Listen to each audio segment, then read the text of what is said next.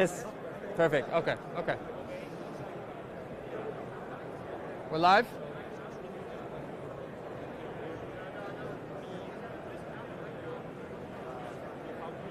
Mario, are we live? Yeah, we're live? Okay. Okay, thanks for joining us today outside the garden booth at KubeCon 2022 in Valencia. I'm so excited to meet. Garden was recently accepted into the Scaleway startup program, and we actually have two representatives of Scaleway here today with us. Andrea. Hey, how are you? And Marcel. Yes, thanks for having us. Can you guys introduce your role at Scaleway and a little bit about what you do? Of course. Well, my name is Andrea, and now I work as a startup evangelist for Iberia, for Spain and Portugal. And basically, we have like the startup program where you are. So we are very happy. And basically, we have this program to help startups grow, giving them cloud credits, so they can test our product, and then we can help them grow from like 6 up to 1 year. So it's interesting for us because we want to help startups thrive and grow. Yeah. Oh, wonderful. So my role as a solution architect, I'm helping customers find the right solution within our ecosystem. So I'm helping to design the complete infrastructure with our products, be there for answers, also helping to get connected. If we have some question, we need to elaborate like with the product management to find solution for edge cases, and here to help also the sales team and of course our colleague from the startup team to get all our customers ready to use Scaleway. Can you tell me a little bit about the startup ecosystem in Spain? Now you've been with Scaleway for 2 months, right? Yeah, 1 month. 1 month, okay. and you're helping Scaleway build the Iberian presence. Yes. Would you say that Scaleway has an existing Iberian presence, or is this a new initiative? It's a new initiative. We are not here yet, but we're looking forward to onboard like a lot of Spanish startups. And why? Because Spain actually, like our ecosystem is quite promising. We just raised from like 10 million to 46 million. Yeah, we have like very good like unicorns like Globo, Wallapop, Cabify, Japan Talent, Flywire, like several of them. And being in Iberia makes our ecosystem very attractive for the rest of Europe, because now before COVID everyone can actually work remote, so they can come here, work from here, but also a lot of startups, they want to base their companies here. So we are like the perfect ecosystem, and we are trying to like put Scaleway in the map. What would you say is the impetus for more and more companies seeking to come and actually headquarter themselves here in Spain? Okay. First, like the climate. I don't know if you come to Valencia, like you have like 100 days of sun. Like where do you get it? Like nobody else like have this in Europe. And then it's quite cheap compared to the rest of Europe. We also have like attract a lot of talent from abroad, especially Madrid, Barcelona, Valencia, Malaga, which is going to be like the next hub in Europe. So yeah, I think that's very interesting for startups. Yeah, absolutely. Marcel, can you speak on, does Scaleway have any plans, or do they already have regions, cloud regions in the Iberian area? Well, for now we focus on our data center in regions around Paris, Amsterdam and Warsaw. So of course, if customers will need a data center somewhere else, and actually we have the opportunity for do so, I think we will consider it, but for now there are no concrete plans. Okay. Interesting. Are there any regions, upcoming regions, or additions to regions that you could share with us today? I'm not sure about that yet. Well, I'm not so deep in the company's strategy. For maybe there are some things I don't know, so it's hard for me to answer the question. Yeah. Okay. What would you say is the, sort of the most satisfying part of guiding customers as a solution architect to the Scaleway cloud platform? Where are customers typically coming from? Are they coming from some of the big clouds that we know of? And why technically would they pick Scaleway? Oh, it's a really interesting question to me. So customers are coming from literally everywhere. We have customers starting the journey to the cloud from bringing their on-premise systems to the cloud. They are also, of course, coming from big players like AWS, Azure, whatsoever. So we in Scaleway believe in multi-cloud technologies. So also to enrich your own infrastructure and not only focusing on like one player. Let me elaborate. So see, if you have like customers in the US, you obviously want to go with a provider who is locally available, who is regulated by the company, by the country. But if your customers are like in Europe, there's nothing holding you back to also use a local player like Scaleway, especially because we are regulated too by all GDPR-related things. So we have the highest things to achieve when it comes to data privacy. So literally, I have to say, this new US government, because we are not a US company, who can say like, okay, we need to get the data from this customer. We are not like legally binding to this. And I believe this is also a good thing when you have your customers in the region to go with a player who is in the region. So not to be like with one player and spin across the world and only attach to the regulation where you are based as a company providing the service, but be aware also of regulation where your customers are. Mm-hmm. So you're really promoting that customers can, use regions with other cloud providers that they may already have, but if they can find a way to bring Scaleway into that picture, you support them and you actually help them, and you have a number of product offerings we'll catch up on later that actually support a multi-cloud framework architecture. So, thank you. Can you tell me a little bit about a day in the life of Andrea, the community evangelist, and all the way from walking into the office, if you are working from an office or if it's remote, what's kind of your routine? What are the pulse points that you like to check on first? Okay, so basically, like, I'm working remotely as well because like our main headquarters is in Paris, but we go once a month to share with the team because we are a lot of evangelists at the moment. We are starting in Italy, also in Israel, in Germany, Poland, France, Spain, and of course Portugal, and also the Netherlands. So we are basically working as a squad, trying to spread the word. And after all, my mission and my day, it's talking to accelerators, incubators, co-working spaces, tech, and innovation hubs, where we can really find the startups and talk with them so we can onboard them. So basically, before also mapping the ecosystem, having meetings with them, having meetings with startups, going to events, coming to these kind of shows where I can also talk with the other peers, which is great. And basically that's my day, trying to people fall in love with our brand, because now our mission as a company is to positionate Europe as a top tech ecosystem. And in order to do that, we need to create community, and we need to help startups, especially seed and in growth stage, to grow, and because we want to grow with them. Mm-hmm. So yeah. It was interesting because and this is sort of a personal anecdote, but I've been following Scaleway for some years, and I know that your CEO.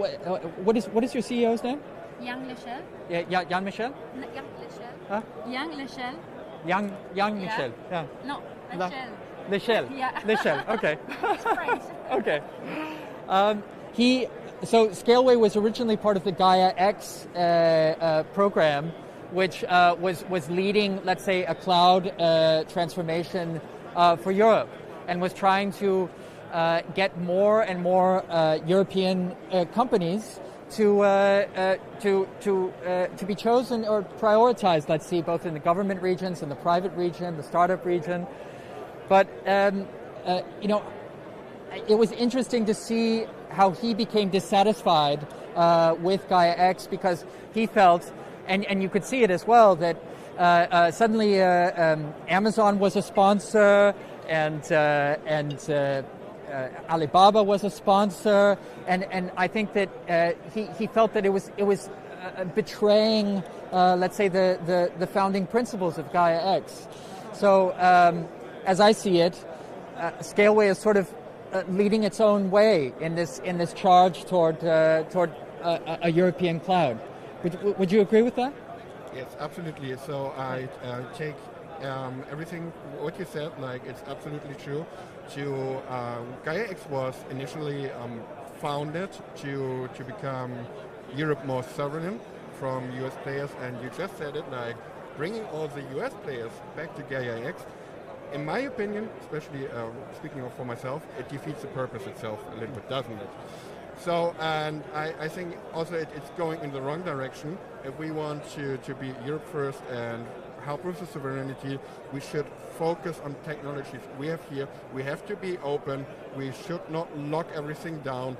But I don't want to say something negative about AWS or something like that, but it's definitely a US company with US technologies, and having them in the lobby is not really what it was meant for, right? Yeah. I agree. I mean, I love AWS, and I have great relationships with a number of their employees. So it's not to say anything negative about these companies. I think what they're doing is great, but of course, as a European startup ourselves, we need to, be aware of the current status of the Cloud Act, information transfer, and serving our customers best with local clouds where it fits, where it makes sense. Yeah, but also not just customer, also providers, partners, and also the context, because we are very, as well, our data centers are 40% less contaminating than the other ones. So yeah, we have like a 360 strategy where we're trying to build like a very ethical company with like a very strong mindset on Europe-based cloud. Marcel, do you know more about the technical specifications of the data centers and how they can be so green? Yes, so we recently built like a very, very modern data center. Don't quote me on that, but I think it's one of the most modern, at least in Europe. We don't need so much energy, so I saw the figures. So because of the advanced cooling system, and cooling is a big part in energy consumption, we will save like about 35%, maybe 40%, just because we have a better cooling system. We save so much on water. We are really sustainable. So this is one of the key parts. So sustainability in our data center is primarily to reduce waste of energy and water and all other resources. Absolutely. Now, can I ask you a question? Oh, absolutely. Yes, please, Andrea. My first question of KubeCon. Okay. How's your experience being part of our startup program? It's been great. I've really felt supported by your team, and I've already built some relationships with some of your French compatriots. Yeah. So I have a French account manager assigned to me, and we've already committed to bi-weekly meetings just to see where I'm at, if there's anything that I need. I'm also really looking forward as a developer advocate to go to France and speak, at the conferences, and really just promote, how we can promote European services together, and create the best sort of developer experience. Nice. We have more credits than we know what to do with, honestly. So if you're a startup out there, you're based in Europe, or even if you're not, and you want to take advantage of, I know that I've worked for some startups with very little money, and Scaleway is just a great option if you need to spin up a stack and you want to test out, you want to get your Kubernetes going. Scaleway has some really cool tech for Kubernetes clusters, from Capsule, which with the CLI you can spin up a cluster in how many minutes, Marcel? Well, I would say seconds. Seconds, okay. You can spin up a cluster in seconds, which as a developer advocate is actually really useful, because when you're up on stage and you want to demo a product and you want to start from scratch, I would probably choose Scaleway because I can have a cluster up in seconds. So on the actually, this is a great segue for the multi-cloud products. We have about 8 minutes or so left. Marcel, could you speak a little bit about the architecture of Cosmos, which is that Cosmos is the Kubernetes cluster type of Scaleway that allows you to go multi-cloud? Yes, of course. I will not keep it too technical, but the essence is like the control plane is able to integrate different Kubernetes nodes across different cloud ecosystems. So, and what we talked about earlier, it makes it pretty easy. So we want to have it streamlined. This is why we use container, right? So where you can basically get like one registry from Scaleway, Docker Hub, whatsoever, spin up your control plane, have it like in Cosmos, and say like, okay, I need a region in US. I go for, I don't know, AWS or whatsoever, but I also want one in Paris and in Warsaw to cover almost everything of Europe. So I get Scaleway into the boat. I just get my credentials in it, or my CTLs, and I'm ready to go. It's easy. You can do it either like with command line tools, if you like to do so, like myself, or you can just do it on a GUI. So our console, people say like it's so easy to use. And you even have Terraform support. Yes, exactly. Yeah. So our products are API first, and really promote also to use infrastructure as a service, and not infrastructure code. Infrastructure as a code. So, so especially in those use cases. So write it once, build it like 100 times, do it like everywhere. Why we use Kubernetes? It's exactly the same. Yeah. So we build it once. We build our container, we push it up, we use our scripts. When we want to modify something, we maybe use our YAML and just change one line, and we're good to go. And this across regions, across providers, across the world. That's so cool. I love it. You even have a load balancer that's also multi-cloud, correct? Yes, of course. Yeah. So our load balancers are actually also designed to get the best out of our products. So they are basically developed for our products. So for any startups that might be watching us either now or in the later recorded stream, if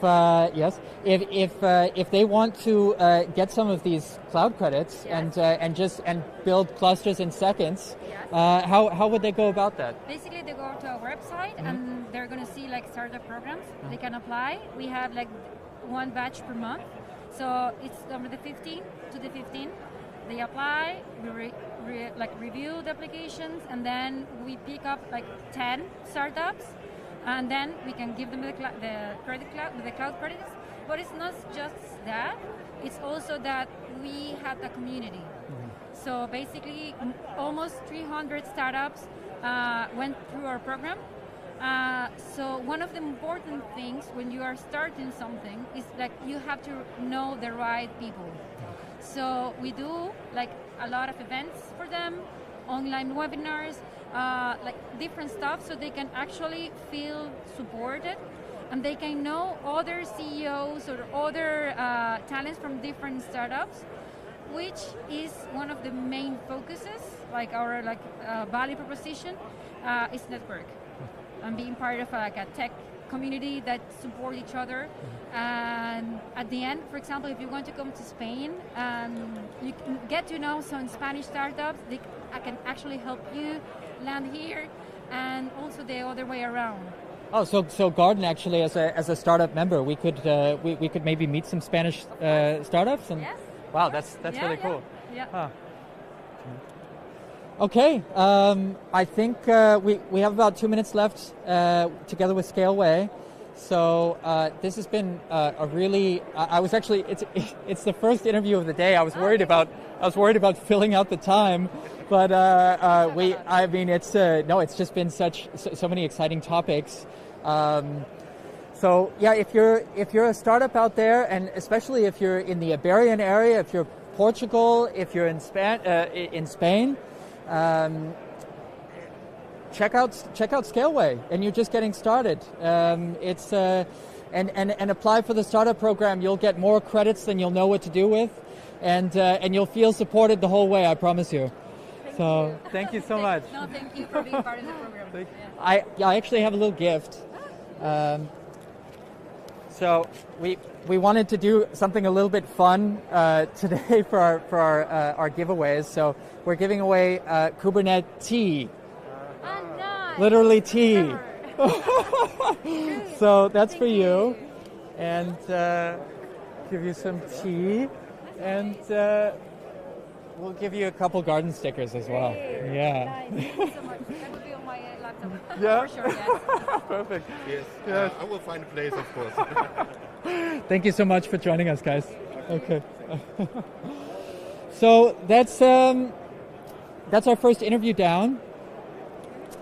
We have about half an hour until the next scheduled interview, which is, I believe it's together with Mark Boost, the CEO of Civo, who, speaking of rapidly deployed and created clusters, is, he's running the Kubernetes platform for Civo on K3s, which a lot of developers are familiar with running on their own laptops. It's really lightweight, and it gets started in a few minutes. You can get going, and something I really enjoy about Civo is if you go through the GUI, or even if you don't, in fact, you can actually specify operators and Helm charts to deploy to your cluster as it's spinning up. So I'm really really stoked to talk to Mark a little bit later. In the meantime, we could talk about some personal anecdotes that I have around running Kubernetes at home. I actually run a cluster at home. It's running on OpenShift, which I love because it's Kubernetes with batteries included. A lot of people have this idea of OpenShift as being very corporate, very enterprisey. That's not been my experience. I think teams, they often want to build everything themselves, but what ends up happening is they end up building most of what OpenShift offers out of the box on their own, and it's not fully deployed until 3 months, 6 months later, where they have a fully developed platform. Now, some people like Kelsey Hightower have said that Kubernetes is a platform for building platforms, and that's absolutely true. We'll be speaking with Lunar a little bit later about how they use Kubernetes to build a platform of platforms. But that's one of the parts that I love about working with Kubernetes is there's so many options for teams, whether they want everything out of the box like OpenShift, or they want to build a platform for their very own and customize it and write their own operators. that's often what you see people doing. I'm actually interested to talk to Kasper later of Lunar, also a CNCF ambassador, to see if they're writing their own operators in some cases.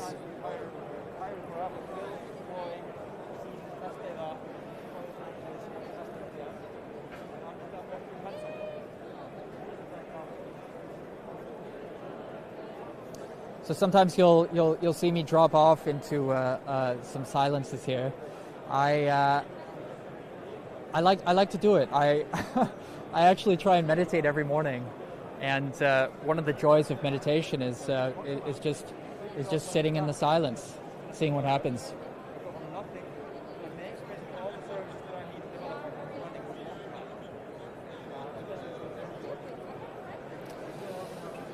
Let's take a look at the booth a little bit and see. We've had it. It was packed this morning, and we actually all of our team is demoing currently. So together with our camera operator Luca, we're gonna canvas our booth a little bit and just see what's going on. Go ahead. Yeah.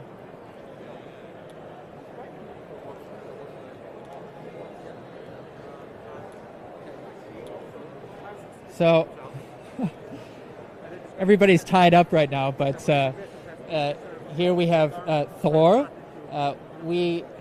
Þór is from Iceland.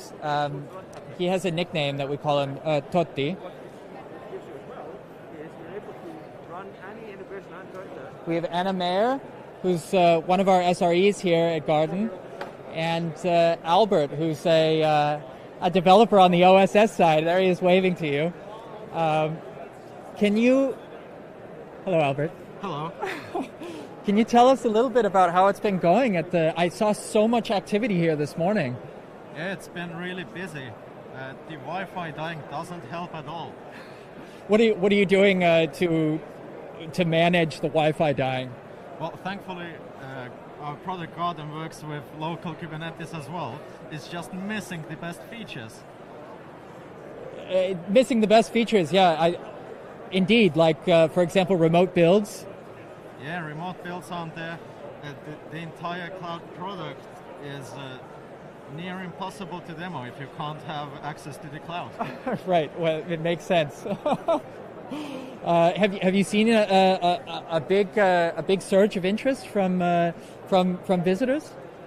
Well, I mean, some of them definitely see the value, and I've been doing demos non-stop right now, so it's good to have a small break right now. What would you say is the feature that people coming by the booth are most excited about? Well, I don't know what they're excited about, but showing the end-to-end tests running in 5 seconds because you have the environment ready already is quite cool, and people have been seeing great value in that. Yeah, that's one of my favorite features about the Garden tool is that you get cache tests out of the box. Yeah, you get cache tests and you don't have to wait for the environment to live up. So because it's already there, you can do whatever you want with it immediately. Yeah, and you don't need to wait for CI/CD to tell you that all of your tests failed. Yeah, because that would take like 40 minutes if you have a lot of microservices. Great. Thank you so much for letting us know. I'll be back later, Albert, to check in with you.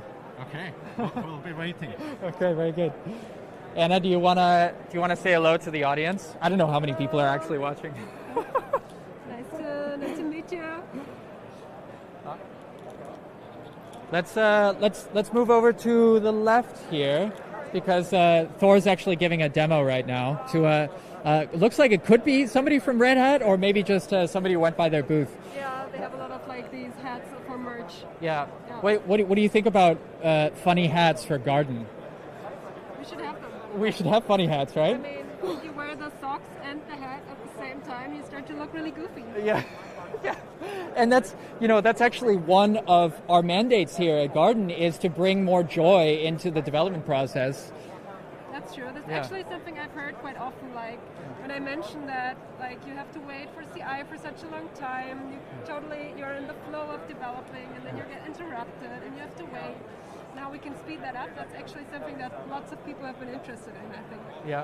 What sort of performance gains or speed up gains have you actually? I mean, if you were to sort of roughly estimate, let's say that CI/CD maybe takes.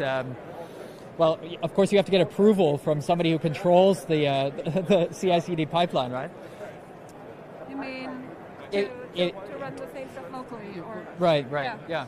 Yeah, but I guess like imagine you work on your you work on one service and you have like say 8 microservices, and you can only run those end-to-end tests in CI.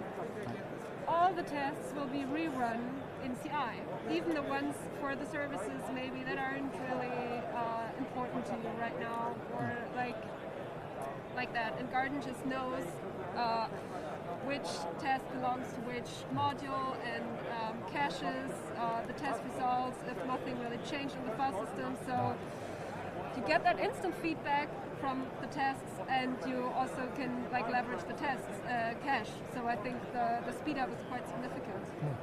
Yeah. Does GitHub Actions support actually test caching? Not to my knowledge. No, not to my knowledge either. No. Yeah. So even really the only way that you're going to be able to leverage that caching is with a more local developer tool like Garden.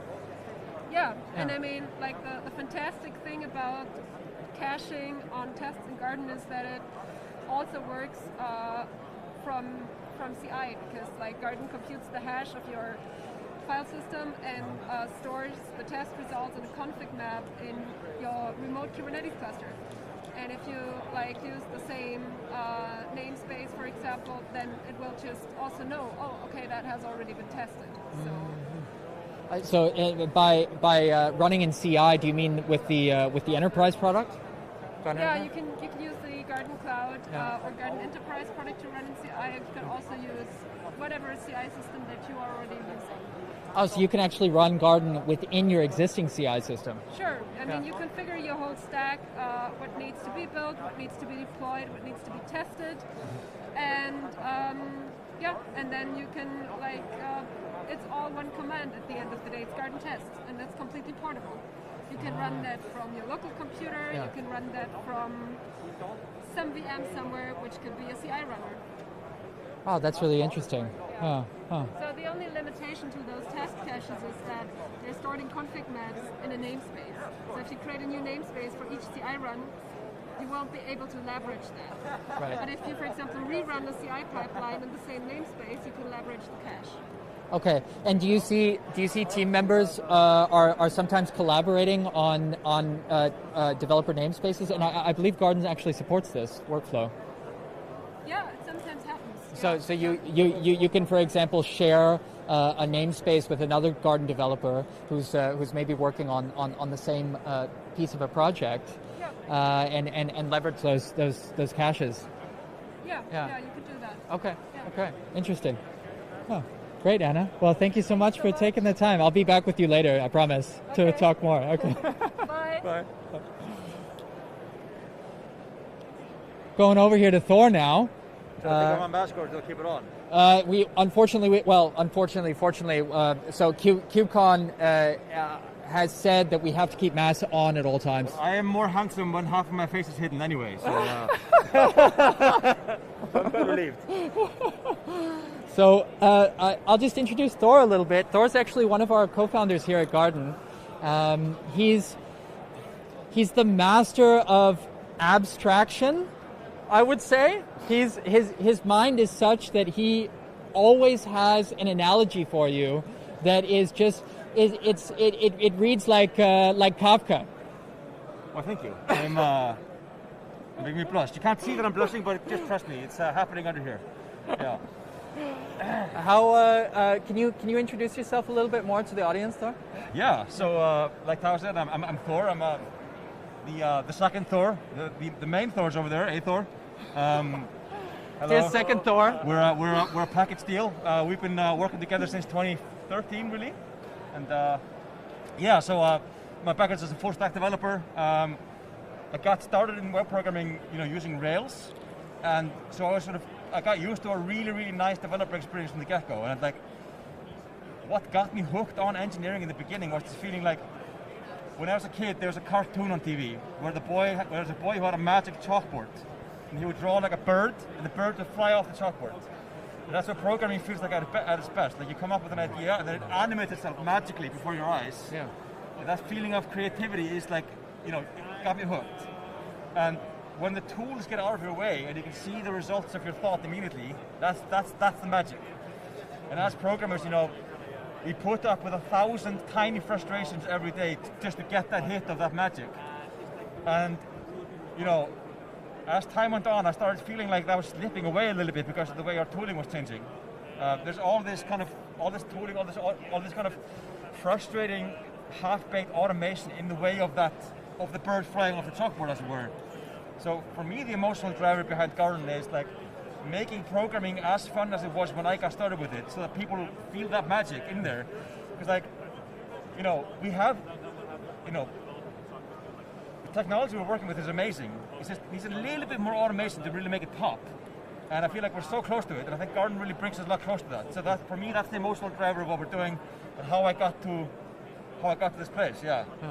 So the bird off the chalkboard. I think you may have heard that here first, but I think it's a beautiful expression of a developer's will, like exercising a developer's will and creativity and having a direct result of that. Yeah. Almost like the direct feedback of creation that you get with something like ceramics or sculpture. Yeah, exactly. Yeah.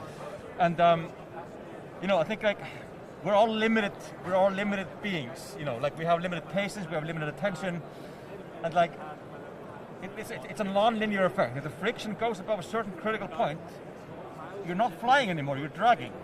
The plane is no longer in the air, and then you're hitting on the trees and the bushes, and you're crashing the fences, and it's it's not that. Well, we've got to be, you signed up to be a pilot, not a, fence dragger. So I don't know where I'm going with this, but you know what I mean. Well, it's never a dull moment. Thor, can you tell us a little bit about your KubeCon experience so far, and any sort of exciting demos you've done? What are the features that people coming up to the booth are really passionate about or get excited about? Yeah. So first of all, I think everybody here is really relieved to be allowed to come here after COVID. So, at least I feel a lot of relief. We did get to go to LA to KubeCon, but that was quite a small affair. Although we did meet a lot of fun people there. But first of all, I'm just relieved to be allowed to go to KubeCon in Europe again after a couple of years off. But what people have been excited about in the demos that I've given so far is just like this ability to run all the tests in the personal development environment and not having to wait for CI. It's something that people don't necessarily think of as being possible. I think like there was that little speech that David Foster Wallace gave at the commencement address at Kenyon College, when he was saying like, the two fish swim, two young fish are swimming by, and the old fish asked the two fish, how's the water today? And they said, what's water? And I feel like that's kind of where we are with CI. We've forgotten or we've lost perspective that there is a better way to do these things. And when people hear that, like, you are able to, have development environments that are production-like and that have all the capabilities of your CI environments, where you can get out of this rut of having to wait for pipelines all day. Again, that's very much not the bird flying off the chalkboard right there. That's very much dragging the fences. Mm-hmm. That really pops. And developers love the idea of being able to, have environments with those capabilities. DevOps engineers love the idea of their automation having more reach. So yeah, that's kind of the stuff that's connecting right now. Great. Thank you so much, Thor. I'll be back later to check in on you and see, and we'll loop back on some of these topics. By the way, I'm looking forward to talking to the Pulumi folks about the plugin that we wrote. Oh, yes. I'm going to be, I'm going to give them a bit of time to sell. Yeah. I'll go over there once it quiets down. Actually, Thor, if you'll let me dip behind the camera for a moment, maybe you could talk a little bit about the Pulumi plugin that has been developed, because that's really exciting. All right. Yeah. So, why, of course, we're at KubeCon, and so, the way we explain Garden here is that Garden is a Kubernetes framework. So Kubernetes is a plugin with Garden. It's our most fully decked out, fully developed plugin, but So what Garden is about capturing the build, deploy, test, and run steps in your stack so that you can go from nothing to a running environment with one command. But what does build, deploy, and test mean? What are the meanings of those verbs? We don't really care. So we designed Garden from the ground up to be a pluggable framework where you can provide your own definitions of what build, deploy, test, or run means. And for Kubernetes, that has specific meanings. But for example, to support an alternate tool like, for example, Terraform or Pulumi, all we got to do is weave those tools into one or more of the verbs that we use with Garden. And we already have a Terraform plugin, which enables people our users to spin up a Terraform stack with Garden and then feed the output values of that stack into the rest of their applications. But this year, I had a look at writing a Pulumi plugin for Garden, which was a lot of fun. This is sort of prompted by one of our customers who was a heavy user of Pulumi. And Garden can really add a lot of value to that mix. So what Pulumi is all about is, I'm sure they could pitch it to you better than I can, but essentially what it is instead of defining your infrastructure as configuration, you have access to a full power programming language like TypeScript or Go or whatever to do that. So with the Pulumi plugin, we basically wrap a Pulumi stack in a Garden module, and we make use of Garden's really sophisticated versioning capabilities and Pulumi stack tagging to give you really, really fast service status checks so you can TLDR, do incremental deploys with Pulumi a lot faster with Garden than you would be able to do without Garden. So, because Garden has kind of this greater sort of, we can make a lot of assumptions about what files go into the builds, go into the deploys, and so forth. We were able to kind of do a little bit of a judo move and really leverage those versioning semantics to speed up the deploys with Pulumi, and then also seamlessly weave those into the rest of the stack. So Garden users who want to include the Pulumi stacks in their Garden projects will really appreciate this, and that we're able to sort of, let these things go faster and with less RAM, less CPU, and less seconds. Huh. Have you actually collaborated with Pulumi on this, or was this a Garden-led initiative? This is a Garden-led initiative, yeah. Okay. We collaborated with one of our customers who was the Pulumi user. I think I was just screaming into the void, and maybe the mic didn't hear me loud, but I do speak very loud, so there you go. That's for the best. Yeah, generally you want the mic around here. Yes. There you go. There you go. But cool, exciting. I mean, I'm really excited to actually test drive the Pulumi plugin myself. What sort of languages have you been using for doing the infrastructure side on the Pulumi equation? Well, I just use TypeScript because that's what we're most familiar with. Right. But it works the same for all the others. Yeah. There are some very cool things about Pulumi, I have to say. The Pulumi backend. We're really making use of the Pulumi backend. For example, that you can query outputs of stacks at runtime, fetch those in. That kind of really actually blends well with the way we do things at Garden. And I don't know, I think in my opinion, there's this constant debate in the programming community, are configuration files a bad way to do things? They're very matter of fact, this is the config, this is what you get. But then as complexity increases, the conditionals and the expressions inside the templates, they balloon in complexity and they become quite tricky to reason about. And the thing is, we already have a solution for code reuse and abstraction. They're called programming languages. So in a way, I kind of like that approach. It's if your infrastructure is quite complicated and there's a lot of logic that goes into that mix, maybe you should just use a full-on programming language. And I know of companies that have monstrosities that generate templates, and they're, PHP ops is not a good idea. So we shouldn't be doing things at that level. So that's why I think, on a philosophical level, I think there's a lot of interesting stuff. Pulumi is a very interesting spin on it. I think it's a bit sort of there's a bit of punk to it in a world that's dominated by YAML.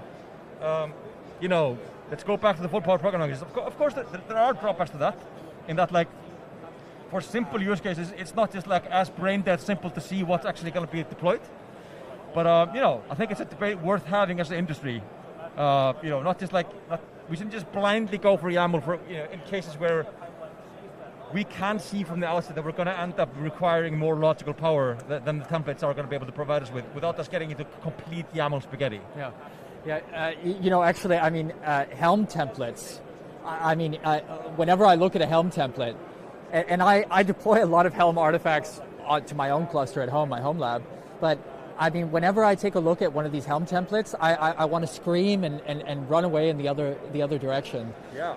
So. I mean, I feel like, Helm is, I don't want to rag on Helm too much because, it is doing a lot of legwork for a lot of people, but it sort of feels like PHP ops to me. It is text-based templating. You're working on the level of text instead of like, at least with Pulumi or with some of these other tools, like you're working at the level of data structures. What is config? I mean, YAML is a data structure representation in a text file. You should be editing it and working with it, manipulating with it, traversing it and reasoning about it as a data structure instead of like as text. It's almost like, I don't know, it feels slightly barbaric to me to do text level templating of this kind of stuff. Although, I mean, I understand where it comes from. It comes from, let's keep things simple, but in a way like, if you can tell from the beginning that you're going to need more than just like, it's like PHP is fine if you're just sprinkling a little bit of dynamism. But if you're making a full-on single-page application, that's not going to be a good idea. Yeah. And if you know from the beginning of the product that that's what you're going to be building, don't use PHP templates. Use React, manage your state properly, and have a bit thought out. So in that way, I kind of see Pulumi's point. Yeah. Interesting. Great. Well, thank you, Thor. This was So we'll catch up with Thor a little bit later. And that was actually kind of a feature preview for the audience on the Pulumi plugin, because it's actually part of our next release. So stay tuned. Stay tuned for our next release. Oh, can you give us an ETA? Is there an ETA? I would say in the next 1 or 2 weeks. It's still experimental, but we love for you guys to poke at it. You folks to poke at it. Sorry, yes. Right.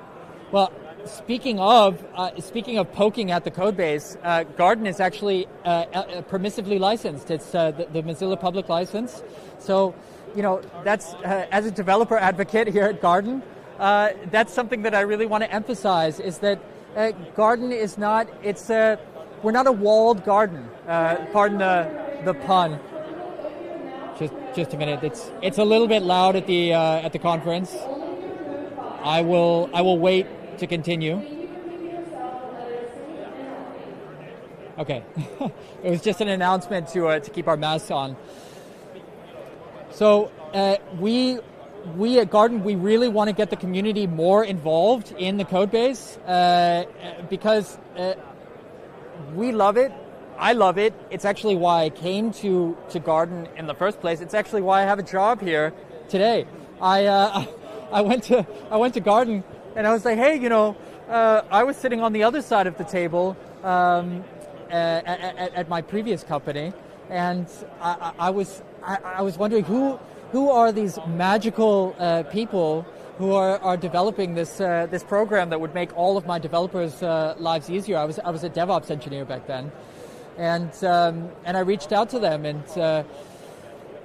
and I really want to see this grow, and it can grow with us. It can grow within with the company alone.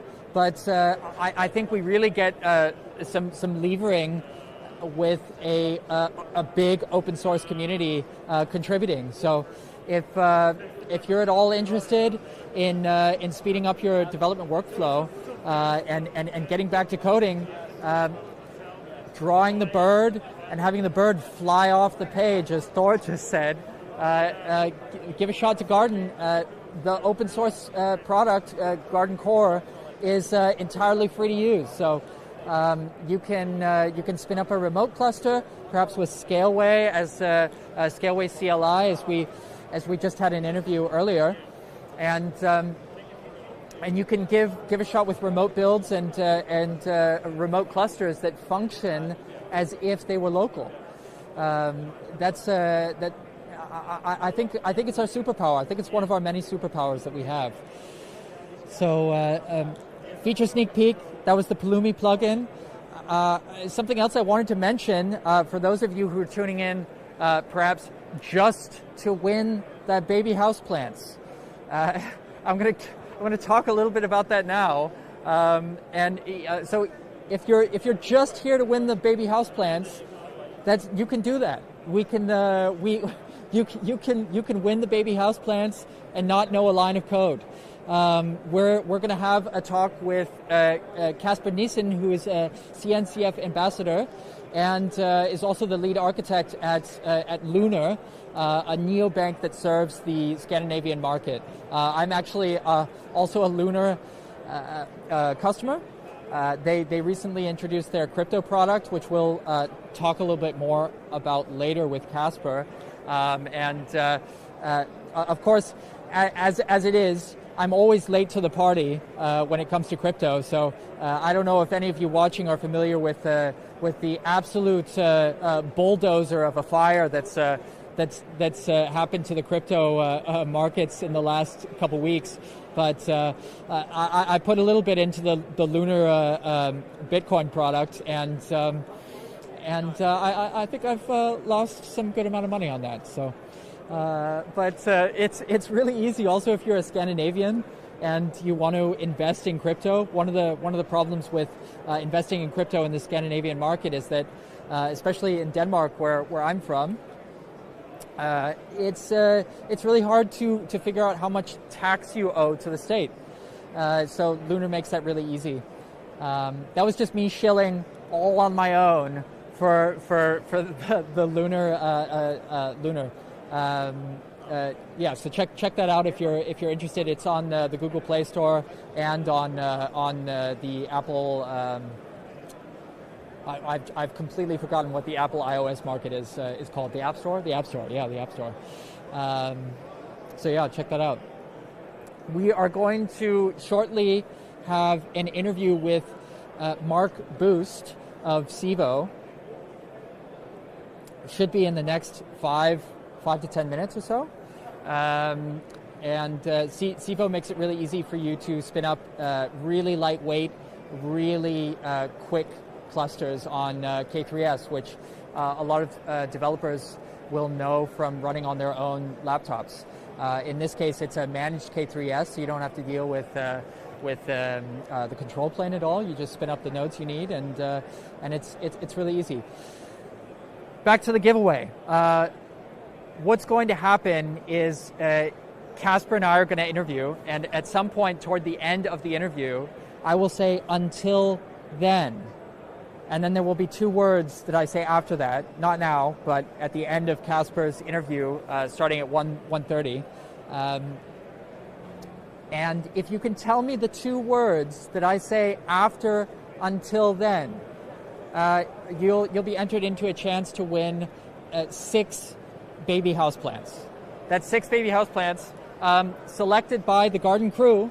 We will be picking out the baby houseplants. And I might even rope our amazingly talented graphic designer, Andrea, to help pick the right color scheme of baby houseplants. And they will be delivered to your door. I've actually, I went through a baby houseplant phase. And, we still have some of them going today. Some of them, unfortunately, got infected with some sort of a parasite, but I'm pretty sure that was on me because I may have brought in some plants from outside, not from the baby houseplant store, that were probably infected and spread the infection. So don't do what I did. Get the baby houseplants if you win, and then be very careful about random plants you find on the street side, because chances are they might infect your sweet new baby houseplants with a terrible infestation. So don't do that. How much time do we have actually before the Mark interview? Mario, how much time do we have before the Mark interview? How much time is left before Mark stops by? 15? 15? Okay. All right. As you can see, well, you can't see now, but our booth is full again with people coming by for the demo. I'm going to take a little bit of a breather here, just in front of the camera.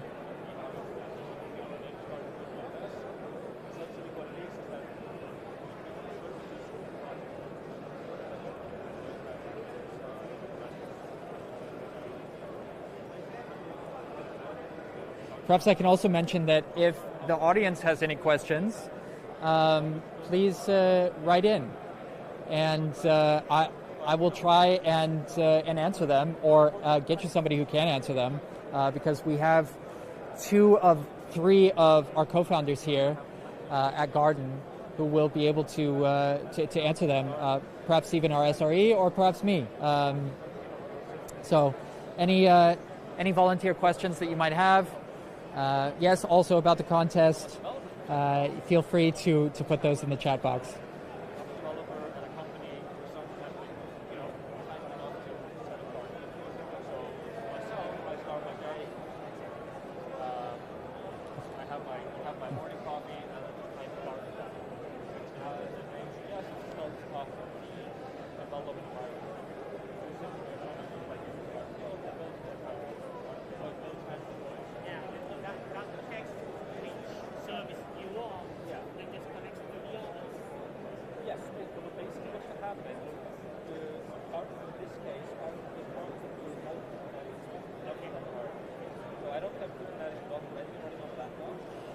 Let me try and take a look at some of these attendees to my left.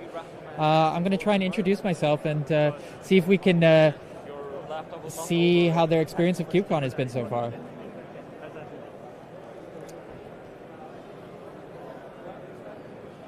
Hello. Hi. Hello. Hi. Hi. How are you? Good. How are you? Fine. Which would you be interested in sharing your experience of KubeCon? Yes, of course, always. Yeah. Yes. Okay. Let me just ask you to follow me, Yeah. and we'll come over to the interview lab, where we make it all happen. So, this is Roberto. Can you introduce yourself a little bit? Yes. My name is Roberto. I'm technology architect, and I'm working with Kubernetes for 5 years ago, and I love the ecosystem of Kubernetes. How are you using Kubernetes in your day-to-day life? As a DevOps, as a technology architect, you have to deal with the upgrades, you have to deal with the new functionalities, because you always have new things to do with this. Yeah, it's Kubernetes is kind of, it feels like it's the platform where you can start and never end with it. Yes, you can start and you never end, and always you have things to improve. Yeah. That's it. So, which company are you here representing? Newest Technologies. We are a startup. It's a company about 1 year ago of the creation of the company, and we love what we do. Where are you guys based out of? On Palma de Mallorca. In Mallorca. Yes. Okay, so you're actually part of the Iberian startup scene. Not part of the Iberian startups, but we are a startup. You're a startup in Iberia. Mallorca is in Iberia, right? Yeah. Spain, yeah. Yeah. In Wow. Spain. Super cool. Yeah. So what sort of product do you guys develop? Sorry, can you repeat? What sort of what do you offer the market, new bits? We are helping the companies to adopt Kubernetes, and we improve the observability. It's the 2 main pillars of the company: Kubernetes and observability. Kubernetes and observability. Yeah. Can I ask you a little bit about the observability stack? What does that look like? We use Grafana with Prometheus, with Jaeger, with Loki, with Tempo. Also, we use Datadog. We can use Dynatrace. We work with all the companies of. And so would you say that you offer a managed observability stack to end customers? No, we help the customers to move to a more efficient way to observe the things. Okay. Yeah. So perhaps a consultancy? Is that? As a consultancy. As a consultancy. Yes, Okay, that's interesting. Huh. Yeah. And so how has your KubeCon experience been so far? I think it's interesting because after 2 years of pandemic, this kind of events should happen, because it's important to see the people and stay with the people and talk with one and another one. Yeah.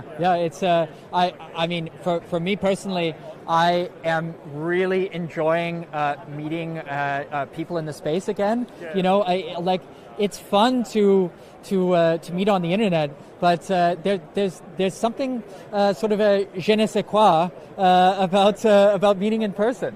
Yes, but I think it's important the human touch, stay in touch with the people.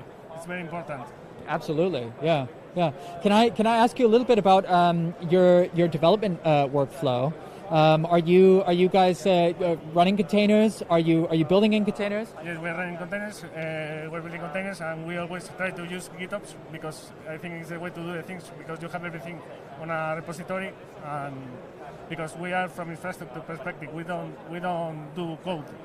We don't code. We only put the pipelines, the continuous integration, the continuous delivery.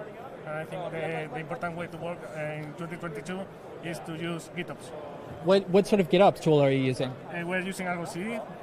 Argo CD, that's cool. How's your experience been with Argo CD? I'm in love with Argo CD. You're in love with it? Yeah. Have you tried Flux by chance? I'm not chilling Flux, I just run it at home, but... No, I have tried Flux, but I think that Argo CD is, for the developer experience, is better because you have the UI and you can see the state. Yeah, the UI is quite nice about Argo CD, which I have not tried yet, but I have worked at a previous company that used it. What's your sort of inner loop flow? You said that you're not coding. Nobody on the team is let's say using general programming languages.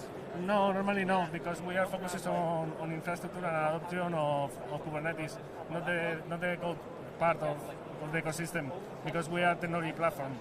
Okay, interesting. Well, thank you so much for joining me, Roberto. Let me give you some special Kubernetes that we have, and a garden sticker for you. Thank you very much. Thank you so much. Thank you. Cool. All right. So that was my first show floor attendee. Just grabbed them and it was really positive. So it's been just a number of firsts, but a number of really positive firsts. I'm having a lot of fun, honestly. Let's see what else we've got here. Get some more people demoing. Just a minute. We're gonna pass over here. Is this Mark? Mark, come over here. All right, right on time, actually. Wow. So this is Mark Boost, the CEO of Civo. Can you? I'm really excited to have this interview with you. Can you tell us a little bit more about Civo and how you got started actually with making the company Civo? Yeah, for sure. I mean, Civo. I've got a long background in hosting, so I started first company I founded 20 years ago was a domain name and web hosting company, more on shared hosting. And then about 4 or 5 years ago, we had the idea of trying to do something a bit different, trying to be more innovative in the type of hosting we provided. Obviously, Kubernetes was getting quite popular, so we decided to focus purely on Kubernetes as a platform, and then really do it cheaper, faster, and more simply than the competitors that the hyperscalers and people that are out there. So that was the focus, and I guess where we're different as well, we use K3S as the underlying Kubernetes distribution, and because of that gives us a lot of advantages with launch times of clusters, using less resources as well. And that kind of thing. So, yeah. Okay. Were you? You said you sort of came from a hosting background. Was that like data centers and that sort of thing? Yeah. So I've been involved in a few different businesses, but originally more the domain names and shared web hosting, but then evolved into data center hosting as well. So we actually built a data center in the UK, or actually 2 of them, and then that kind of led on to hosting a lot of our own infrastructure within those data centers and launching kind of managed cloud services and various things like that. So. Yeah, kind of mixed background, but been involved in a cybersecurity startup as well, so quite a diverse kind of background, I guess. Well, okay, so I will actually, because I'm also really interested in the sort of modular servers that I think you're still using. Last I checked, it was Marcel that was providing some sort of open server hardware for the data centers that you guys are using, but maybe we can touch back on that a little bit later. I wanted to talk about sort of the Halo product of Civo, which is these managed K3S clusters. Just to give a little bit of, a personal anecdote, So the developer relations team here at Garden, we actually use Civo K3S clusters for demos. And other. I mean, I have not tried to scale these clusters to a great effect, but I am really interested to seeing how far we can push them. And even if they can serve as production workload replacements. But I actually got your Civo clusters, K3S clusters, up with Crossplane, which you provide a provider for, actually. Yeah. That's right. Yeah. I mean, we definitely, when we started, we were in beta for 2 years. We had a lot of developer advocates and people users, about 5,000 testers. Last year we launched into early access phase, and then in October we launched into GA, and we've been scaling out since then. Although we're really good for those kind of workloads that you want quickly. So in your scenario, you want something quickly, you want to do your demo, you want to spin that up quickly. So we're perfect for that. But we've been attracting a lot of production workloads now as well, because as our name is becoming more well known. For instance, we've got a customer recently that's running all their production. They've scaled up to 1,000 nodes in a cluster. Which is pretty good. So we've seen it. 1,000 nodes in a cluster? That's wow. Right, yeah, so that's working out fine for them. Oh. And really the motivation for them was to save some money against the previous provider they used. So I think it comes back to that. We're trying to keep things simple. We're trying to save some people money, and we're trying to be faster and more agile in the times, the launch times of clusters and stuff like that. So it's working out well so far. It's still obviously building our name and our brand, but it's starting to get better and better. Yeah. Have you noticed any scaling challenges with to accommodate 1,000 nodes, or is it just plug and play? No, we've definitely had to work at it, and it's normally things like storage and to a certain extent networking and making sure that we can scale. But we tend to put things into beta first with some friendly customers. We've got our ambassadors, and we do a lot of testing, and then we have some friendly customers as well that we might try things with. So we're definitely not going to put it out there in the world until it's ready. And I'm not saying we've got lots of people running at that scale, but we've definitely proven it's for one particular customer's running at that scale, which is great. Wow, yeah. Can you speak a little bit about this is something that I have noticed that Civo has put more and more resources into, but is it called Civo Academy? Yeah, that's right. Yeah, Siam, one of our main evangelists, he kind of spearheaded that initiative, and we created 60 videos covering the basics and some more advanced stuff as well.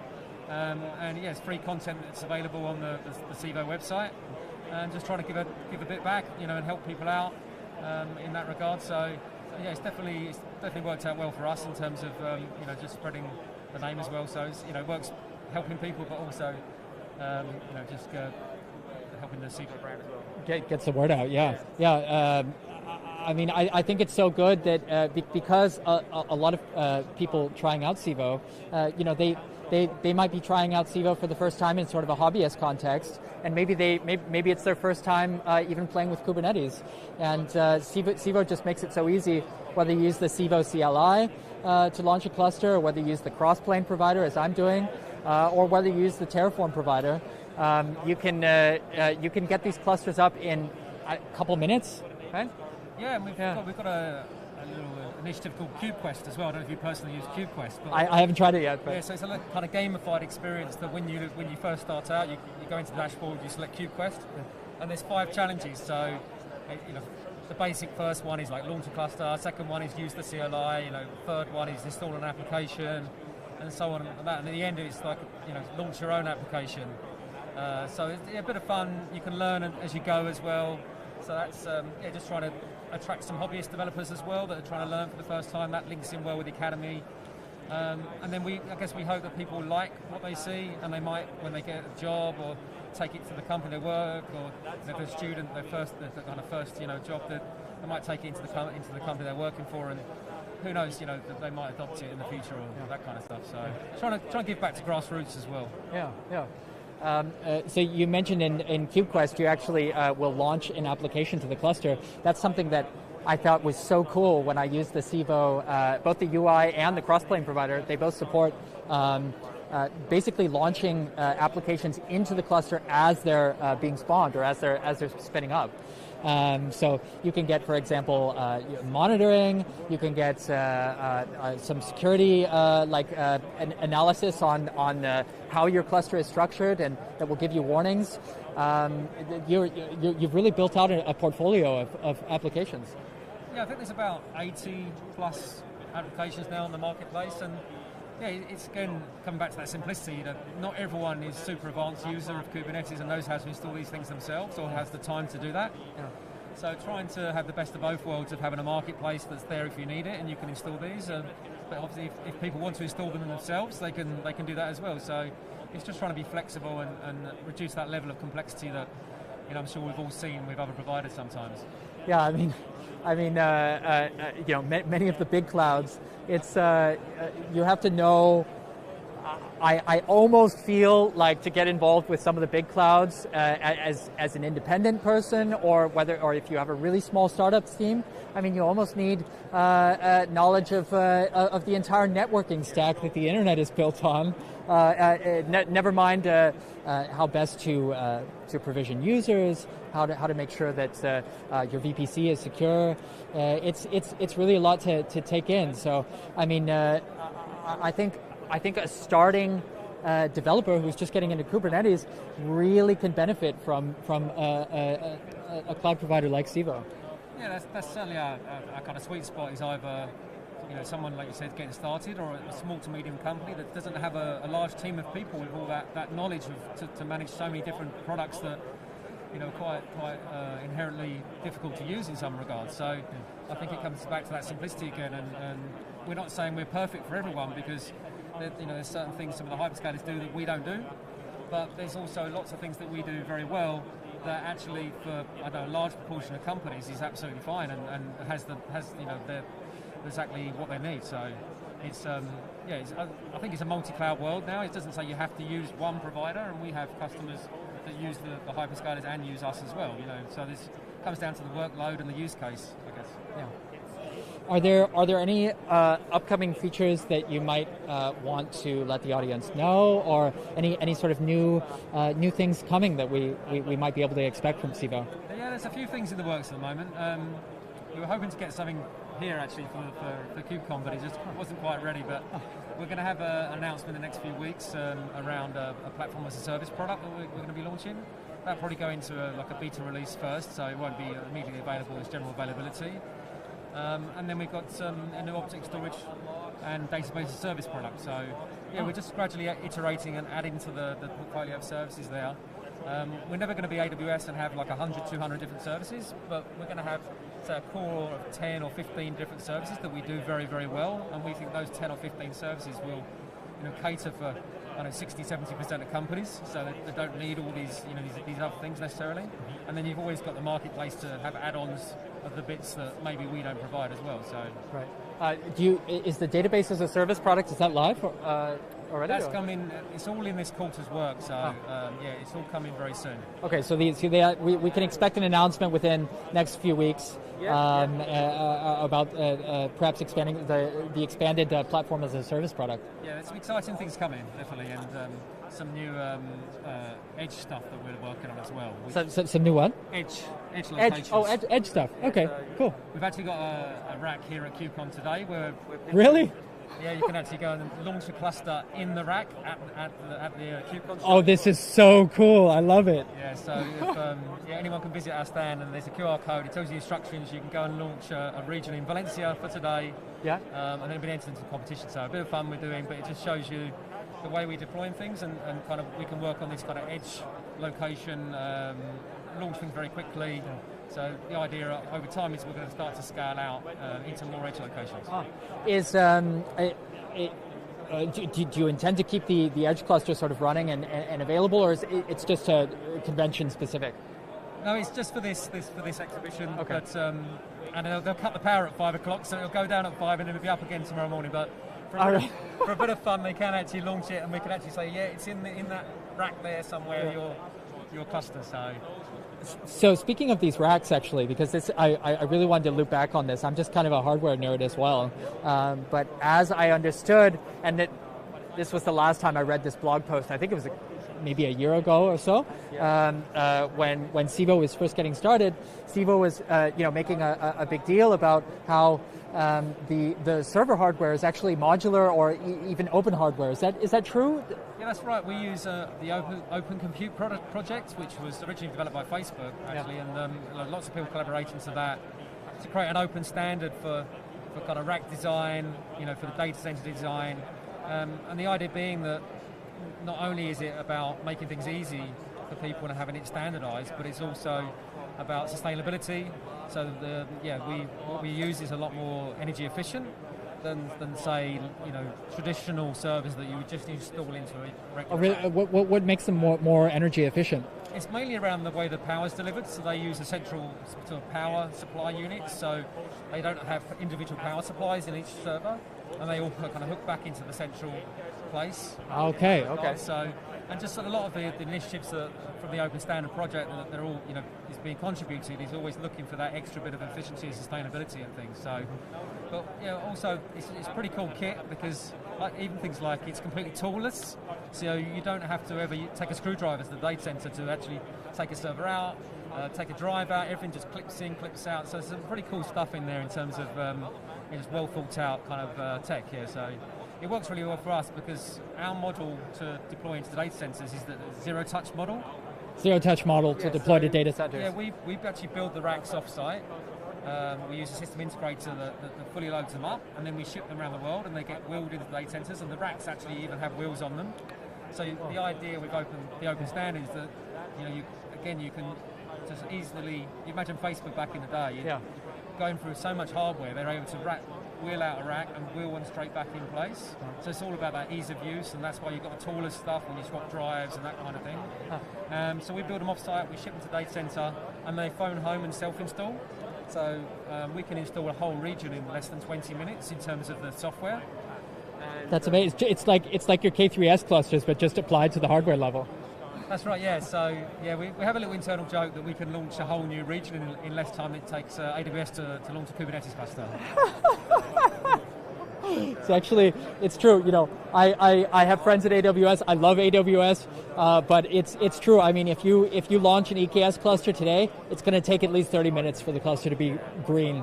Yeah, that's right. Yeah. So it's something that's important to a lot of our users, say in certain workloads and test environments, staging environments, and that kind of stuff. So it's something that we always want, and we think we can even reduce the time more. So we're currently at sub 90 seconds to launch a cluster, but we think that we can get that under a minute. So wow, under a minute clusters. Okay, so for those of you viewing out there who are interested, also, I mean, it's like, if you want to get a small, like even a hobby cluster going, I think you can get one because the control plane is free, right? That's right, yeah. Yeah. So like $10 a month on the small side, or even cheaper. Yeah, $5 is the smallest node size per month, and you get $250 free credit, so you can try it, just to see if you like it, and we hope you do, and then it goes from there, and hopefully we win a few customers along the way.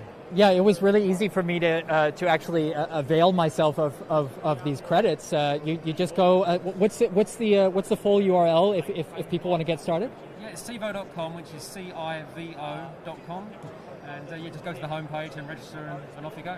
Yeah, all you have to do is just you just put in your credit card details. There's just a holding.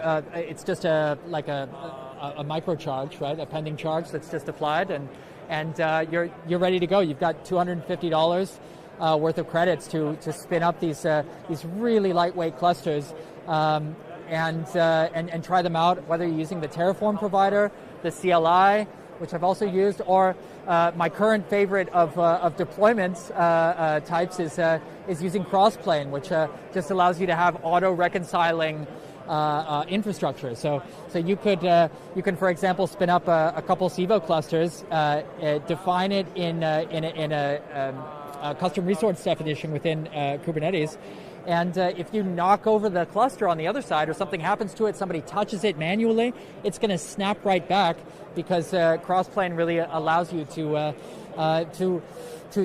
ensure that resources that you stay the way that you intend them to be, or declare them to be, rather. So Yeah, that's right. Yeah. Definitely. yeah. But, So cool. Well, this has been really great, Mark. I really appreciate it. This is Mark Boost, the CEO of Civo, who has taken the time to come down here and say hello to us. I hope everyone's really enjoyed the interview. And of course, if you have any questions, put them in the chat box, and we'll get back to you. We won't be able to keep Mark here, but just give us a shout. Up and coming. Thank you so much, Mark. Thank you. Yeah. So coming up, we've got Kasper Nissen, who's CNCF ambassador for my own hometown of Denmark, of Lunar, Neobank Lunar. This will also be your chance to win the 6 baby house plants, the first of 18. We're just giving away 6 today, and then we'll give away 12 tomorrow. Do we? What time are we at? What? Well, okay, 10 minutes. Huh? Yeah. 20. Okay. Okay. So, looks like Kasper is here now. Why don't we bring him in?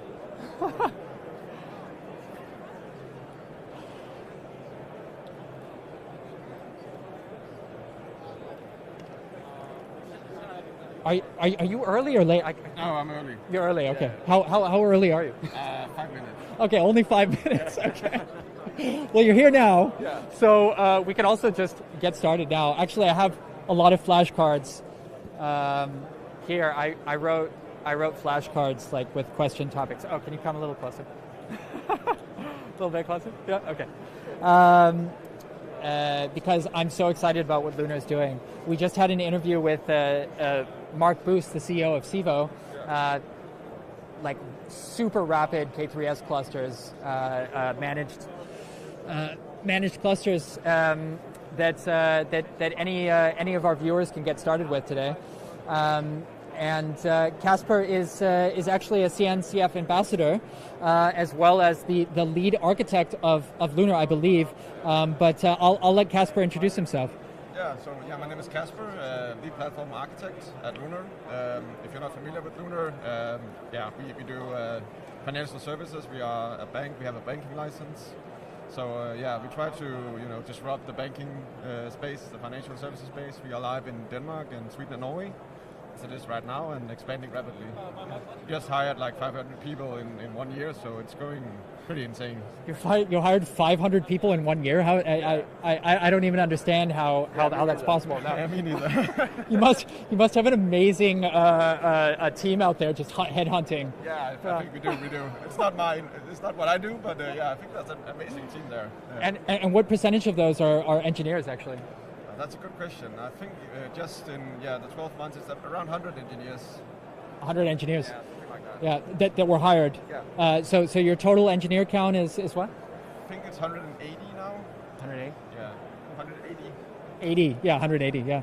So Kasper and I are actually both. Well, I'm half from Denmark, but we're both Danes from Denmark. I think Kasper is originally from Aarhus. Is that right? That's correct. That's right. Yeah. We were both just at DevOps Days in Aarhus, where Kasper gave a great talk on multi-clusters, or sort of, would you say multi-cloud clusters, or would you say meshed clusters? I would say that's... I think we can say both, because it was about multi-cloud, multi-clusters, and connecting them with a service mesh across. So multi-cloud, multi-cluster with service mesh. We'll get a little bit more into that later in our interview, because I think if it's possible to do multi-cloud right, then Lunar is definitely doing it right. And a lot of the reasons why Lunar became multi-cloud was through a number of acquisitions. I wanted to speak before we get completely technical. I wanted to speak because I'm actually a Lunar customer. And I know that Lunar Block was recently launched. Of course, as it so happens, I'm always late to the crypto party. Yeah, me too. You too, yeah. So I made the very wise decision of investing some Danish crowns in the new Lunar block product in Bitcoin, and watched as the markets just annihilated anything I put in. That was that happened recently. Yeah. Well, hopefully it's going to go the other way again. Right? Hopefully, I'm holding. I'm not selling. Yeah, so. Yeah. Can you do you know?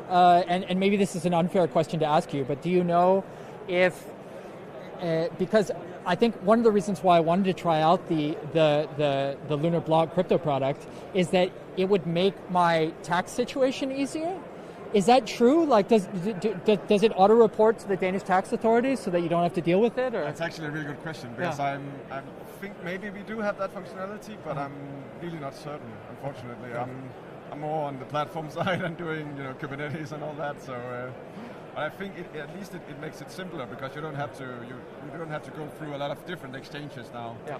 You just basically put your money in, buy some crypto, and then you can take them out right away, directly to a bank account. So. It's the simple version. Well, Lunar, if the rest of you are out there listening, consider this a feature request. I never want to file my taxes ever again, whether it's crypto or otherwise. Just let them take it from me, So let's get into the a bit of the technicals. Let me see. I did all these flashcards. Let's see. Interesting. I color-coded them too. Yeah. Here we go. Okay, so I covered our recent intro to crypto, our recent intro of the crypto product for Lunar. Next one's actually the multi-cloud strategy. So why don't we get into that? Before we jump in, are you doing a talk at this KubeCon? I'm on a panel. So you're on a panel? Yeah, I'm on the Linkerd end user panel on Friday. Which panel, sir? The Linkerd end user service mesh panel. Basically service mesh in production and our experiences with that. Oh, interesting. So what does a panel involve at a conference? So we are, so there's 3 other guys than me, and we just discussing our use cases, our experiences, and just trying to share what it's like to run Linkerd in production. That's sort of what we try to elaborate and share our experiences about. Yeah, cool. All right. Well, to that point, actually, maybe you can speak about how that journey's been for you. You mentioned, and this was really funny for me to hear, but there's a few. Okay, there's more than a few service meshes out there. Yeah, of course, the 1,000-pound gorilla is Istio, and then there's Linkerd. Actually, Buoyant, which is behind Linkerd, is I think the next booth over from us. Yeah, and they're actually friends of Garden. Hopefully, if things pan out, we'll have a chance to speak to the CEO of Buoyant, probably tomorrow if it happens, but no guarantees. So don't hold me to it. But I'll announce our speakers either this evening or tomorrow. But I worked with Istio a bit at a previous company, and it was honestly a nightmare for me. I something would always. It didn't really make sense. I felt like you needed a PhD in computer science just to understand like what was going on under the hood. Yeah. So what we basically did was that we sat down two guys and saying, hey, we want to try this service mesh thingy, and so I was the one doing Linkerd, and my colleague did try to set up Istio, and yeah, that was actually the multi-cluster part. So we started out using basically the reason for adopting a service mesh in our case has been multi-cluster, initially at least. Then all the nice features comes afterwards, but multi-cluster was sort of what tipped the scale for us. But what we basically did was sit down, you do this, I do this, we'll see how it goes. And I was like, so I had two clusters connected and services talking to each other in like an hour or two. In 1 hour? Yeah, something like that. It was super simple. And yeah, my colleague never finished because after 2 days or something, and he just, why are we wasting time on this? Because we had this thing running and it working and it does what it's supposed to, and also the philosophy behind Linkerd is something that's really sort of speaking to us with, single responsibility, do the minimal, and just make the thing work. Then you can add stuff on top afterwards, right? Instead of doing the opposite around and building the entire thing from the beginning. Right. So I really like that approach. What can you describe the Linkerd philosophy a little bit for the audience? Yeah, well, so they started out, doing the basics, figuring out that they needed to implement their own proxy to make things, go as they wanted to go. So just basically keep it simple and hide all the complexity away. That's, I think they are actually defining themselves as the simplistic service mesh or minimal service mesh. So that's basically, yeah, and that's just easy because service meshes are really complex things, and at least for us, it took a lot of years to actually get into to adopting a service mesh, because we knew there would be a lot of complexity involved if we decided to go down that path. So what were you using before service meshes to provide, let's say, mutual TLS and some of the other functionality? That basically we didn't have anything, so we were just basically using normal HTTP calls internally. So that was definitely also a thing that we wanted to do something about, which we now have MTLS encrypted and all of that with the service mesh, because that was some of the features we got from finally deciding to move into service mesh. So the minimal approach, do the right thing, make it work, and then you can add all the nicer things on top. But just make sure that the communication is actually working and doing its thing, and you get the information you need. So what can you describe some use cases of why you'd want to go multi-cluster, for example, at Lunar? Yeah, so as you mentioned, we acquired a couple of companies last year. One of them is completely in Azure, and we are running everything in AWS, or was running everything in AWS. They are running .NET Core services in Azure App Services. And we basically needed to, so this company is going to be like very integrated with a lot of processes that we have, and a lot of services need to be able to communicate back and forth. So we needed a way to do communication across clouds. So how do you do that? And so just before all of this, we have experimented a lot with service mesh between AWS accounts and clusters there, because we wanted to centralize our log management solution, and they ran in different clusters, and we basically wanted to centralize all of that in one cluster. So that's why we started with, doing multi-cluster and all of that. And then when we acquired this company called Lendify, it just made sense for us to start, spin up a cluster in Azure using AKS. .NET service or .NET Core service is fairly easy to move, so we could get them into the cluster. They could utilize all the tooling that we had already, so we built a lot of tooling ourselves, which we use internally for abstracting things away, releasing, and all of that stuff. Because we really believe that the approach should be that have one way. We should be able to do the same, use the same flow and the same process across clouds. So if they could hook into our tooling somehow, then that would make everything a lot easier, and especially also from the compliance side, getting audit, getting all the information that you need, limiting the release privilege and all of that. So that was basically, I'm just going rambling on here, but that's fine. but that's basically sort of where we started, and started to do it between AWS accounts, centralizing our log management solution. That worked really well, so we just applied that same pattern between Azure and AWS. Basically created a communication backbone. If you have a service in, let's say, on Azure, for example, and that's on an AKS cluster, and you have another service on an EKS cluster in AWS, I mean, how is, they're actually speaking across to each other, or? No, with Linkerd multi-cluster, you can link clusters in either one or bidirectional. But depending on how and which clusters communicate, so we have workload clusters in AWS, and we have one in Azure as well. They communicate in both directions, or can communicate, because you need to, as a developer, say my service should be exposed or sort of mirrored to the other side.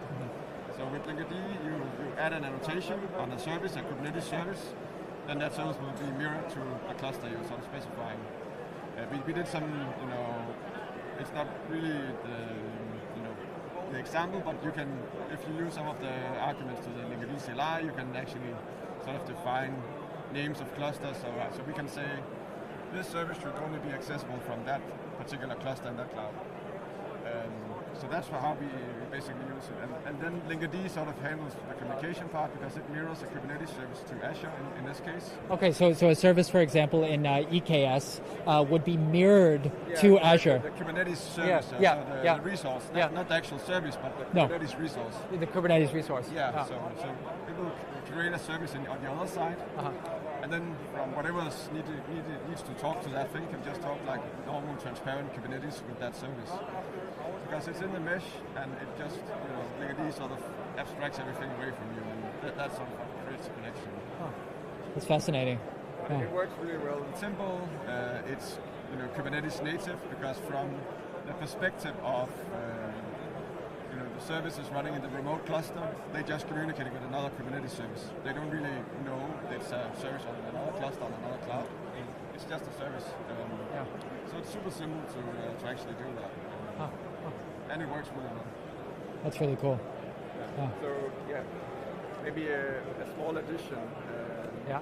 So with this central log management solution, we try to centralize the core platform capabilities. Because we really believe that is really how we should do it. So log management should be central. You should have an observability stack running somewhere central, or buy a solution or whatever. All right. Okay. So instead of, for example, running an observability stack on every single cluster, right?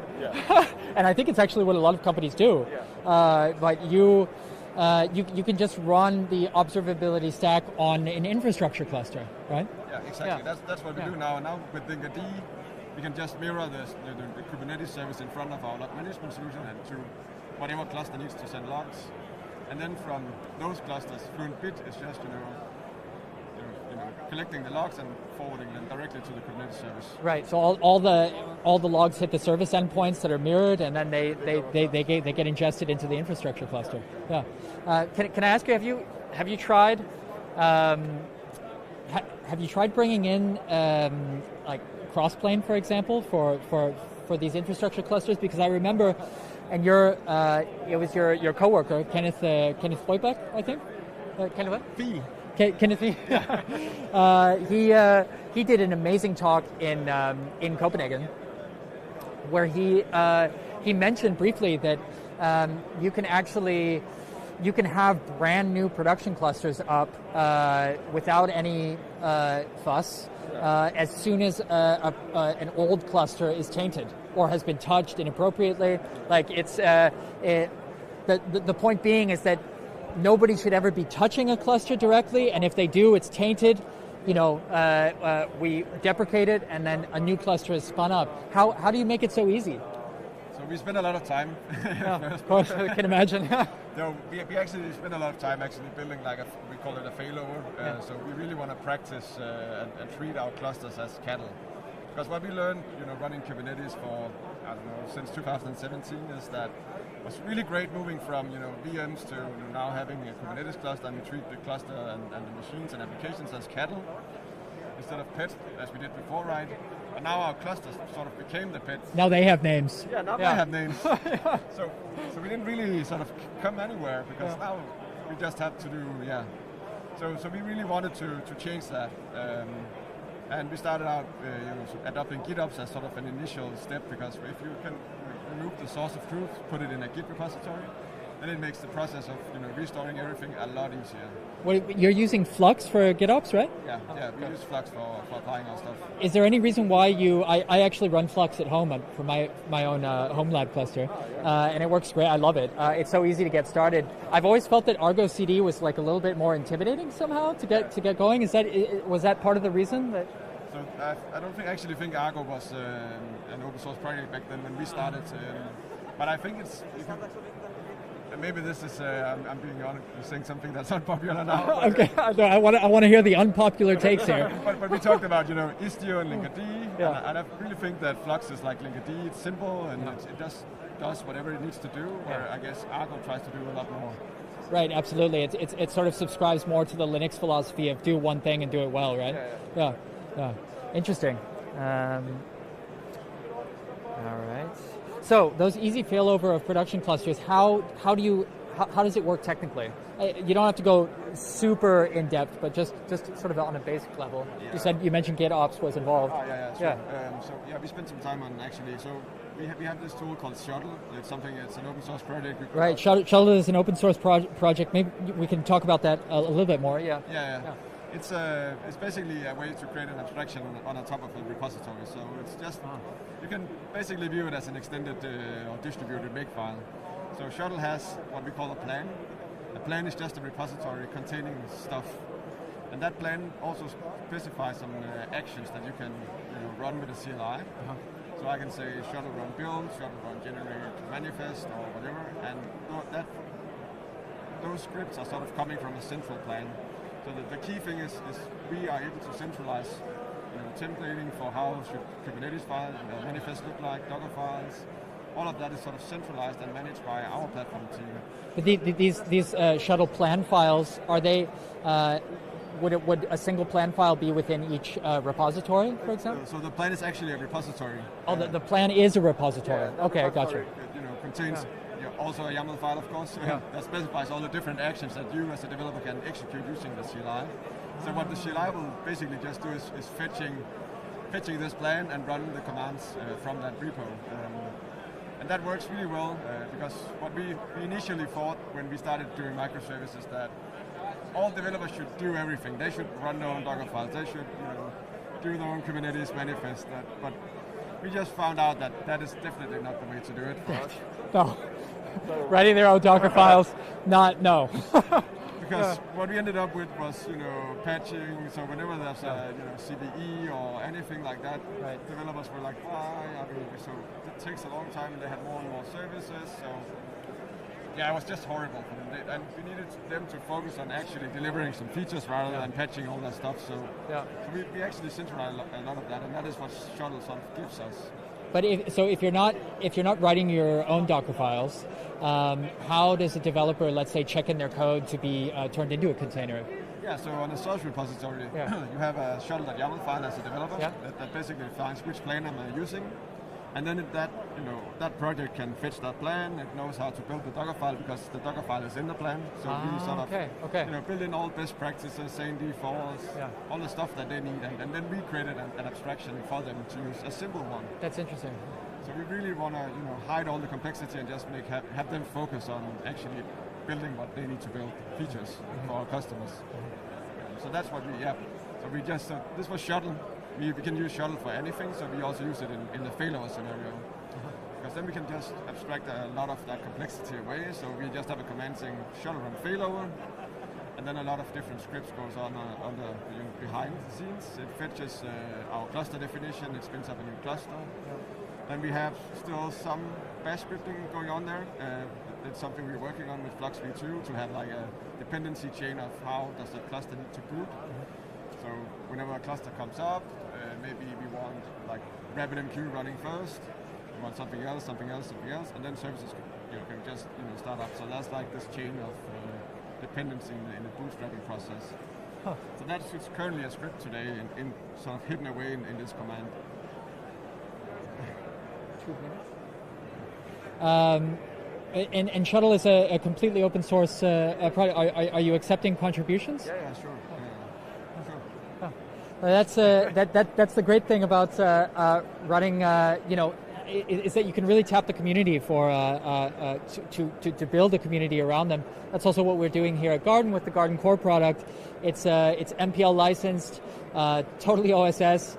As a developer advocate, I just really want to bring more people in and using it without any expectation. And if you want to contribute to either of these projects, it sounds you're open to it to making it a better product. But if you want to know more about the failover process, my colleague has a keynote on Friday about this. Oh, very cool. Okay, can you tell the audience a little bit more about the keynote? Yeah, I think it's called Puja to the Limit, from Canary deployments to Canary clusters.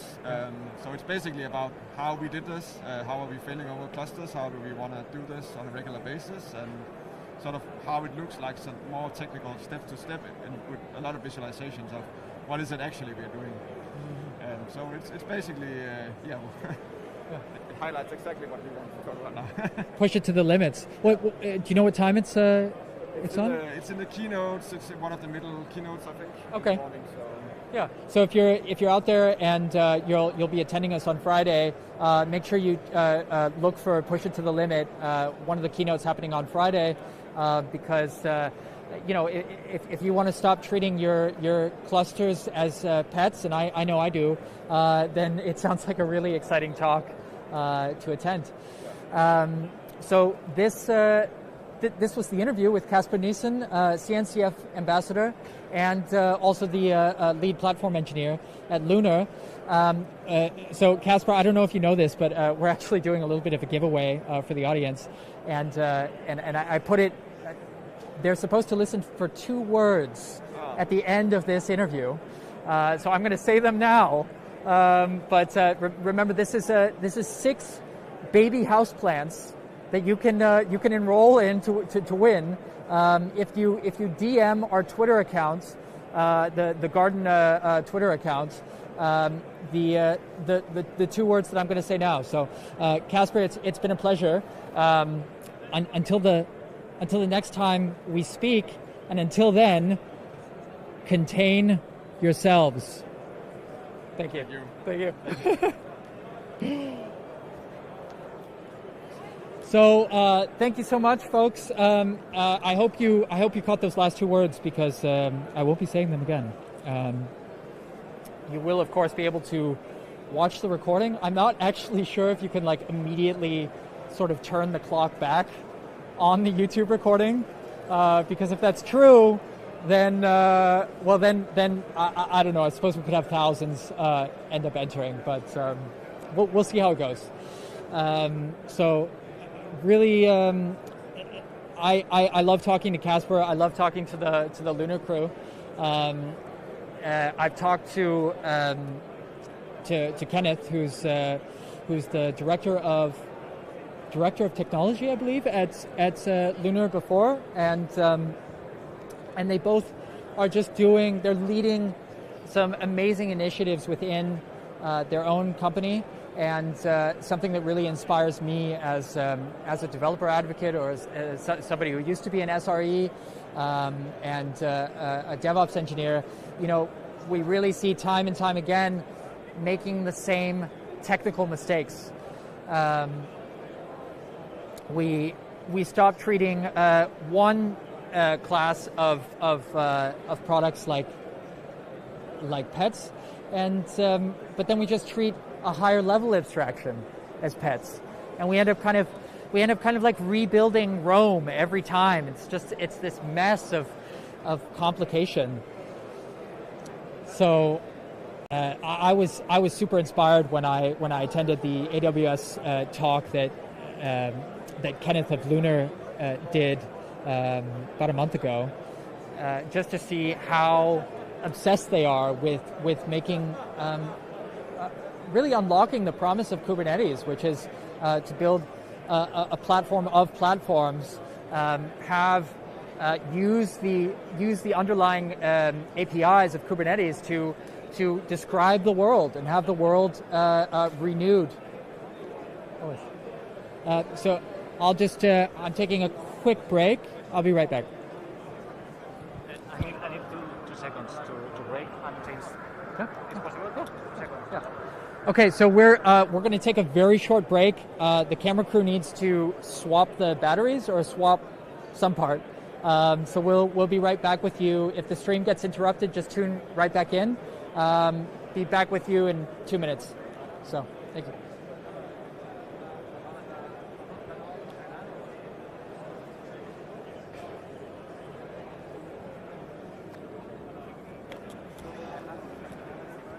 How are you doing, man? Classic. Had you got a chance to eat or?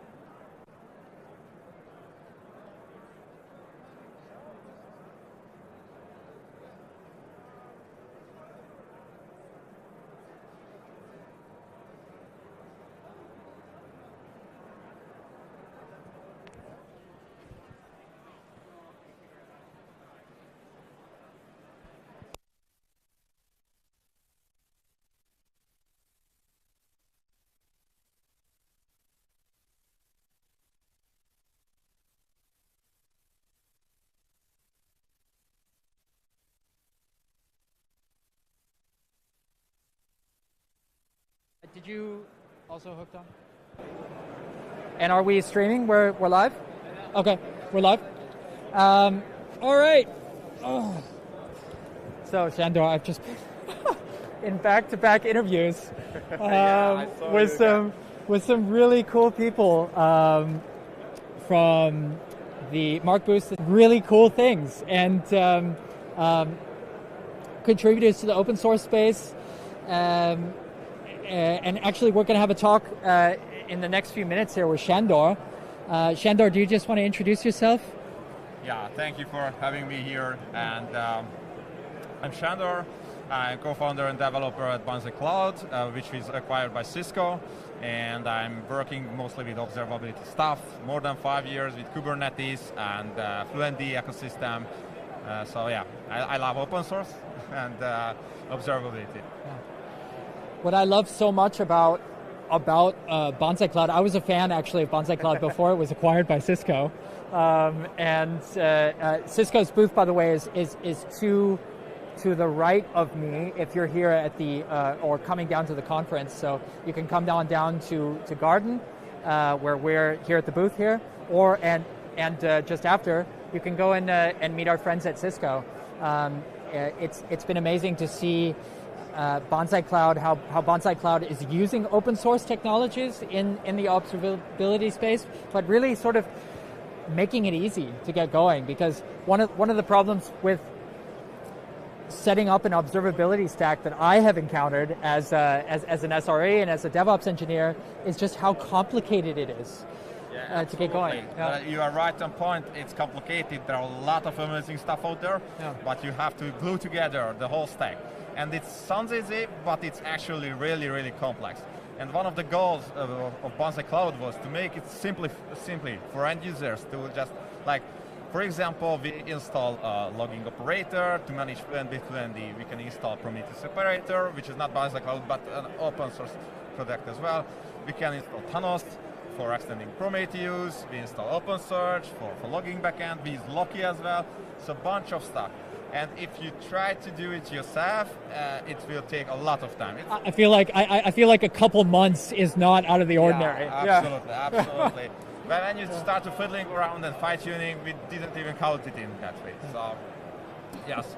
And with Banzai Cloud, we are passionate about open source. So we try to make the business like we have strong open source building blocks. And on top of that, we can add advanced features for payment and subscription and things like this. And I think it's worked out pretty well. I talked to a lot of people around here, and they just say hi to me and said that, yeah, Thanos operator helped a lot to understand Thanos. They're not using now, but it was the first step to actually, because they started to use their own... using the Banzai Cloud Thanos operator. Yes, absolutely. So it's really good to hear from different folks that, yeah, we know the ST operator that you do, or yeah, we use the co-operator, like Adobe, for example. Like what, sorry? Adobe is using our Kafka operator. Oh, okay. For Banzai Cloud. Yeah. And one of my, because logging operator is my little baby, I'm really proud that the official logging backend of Rancher is logging operator. Really? Yes. Oh. So if you're using Rancher 2.5 or higher, you are using the logging operator as the backend for logging. Wow. When did Rancher adopt logging operator?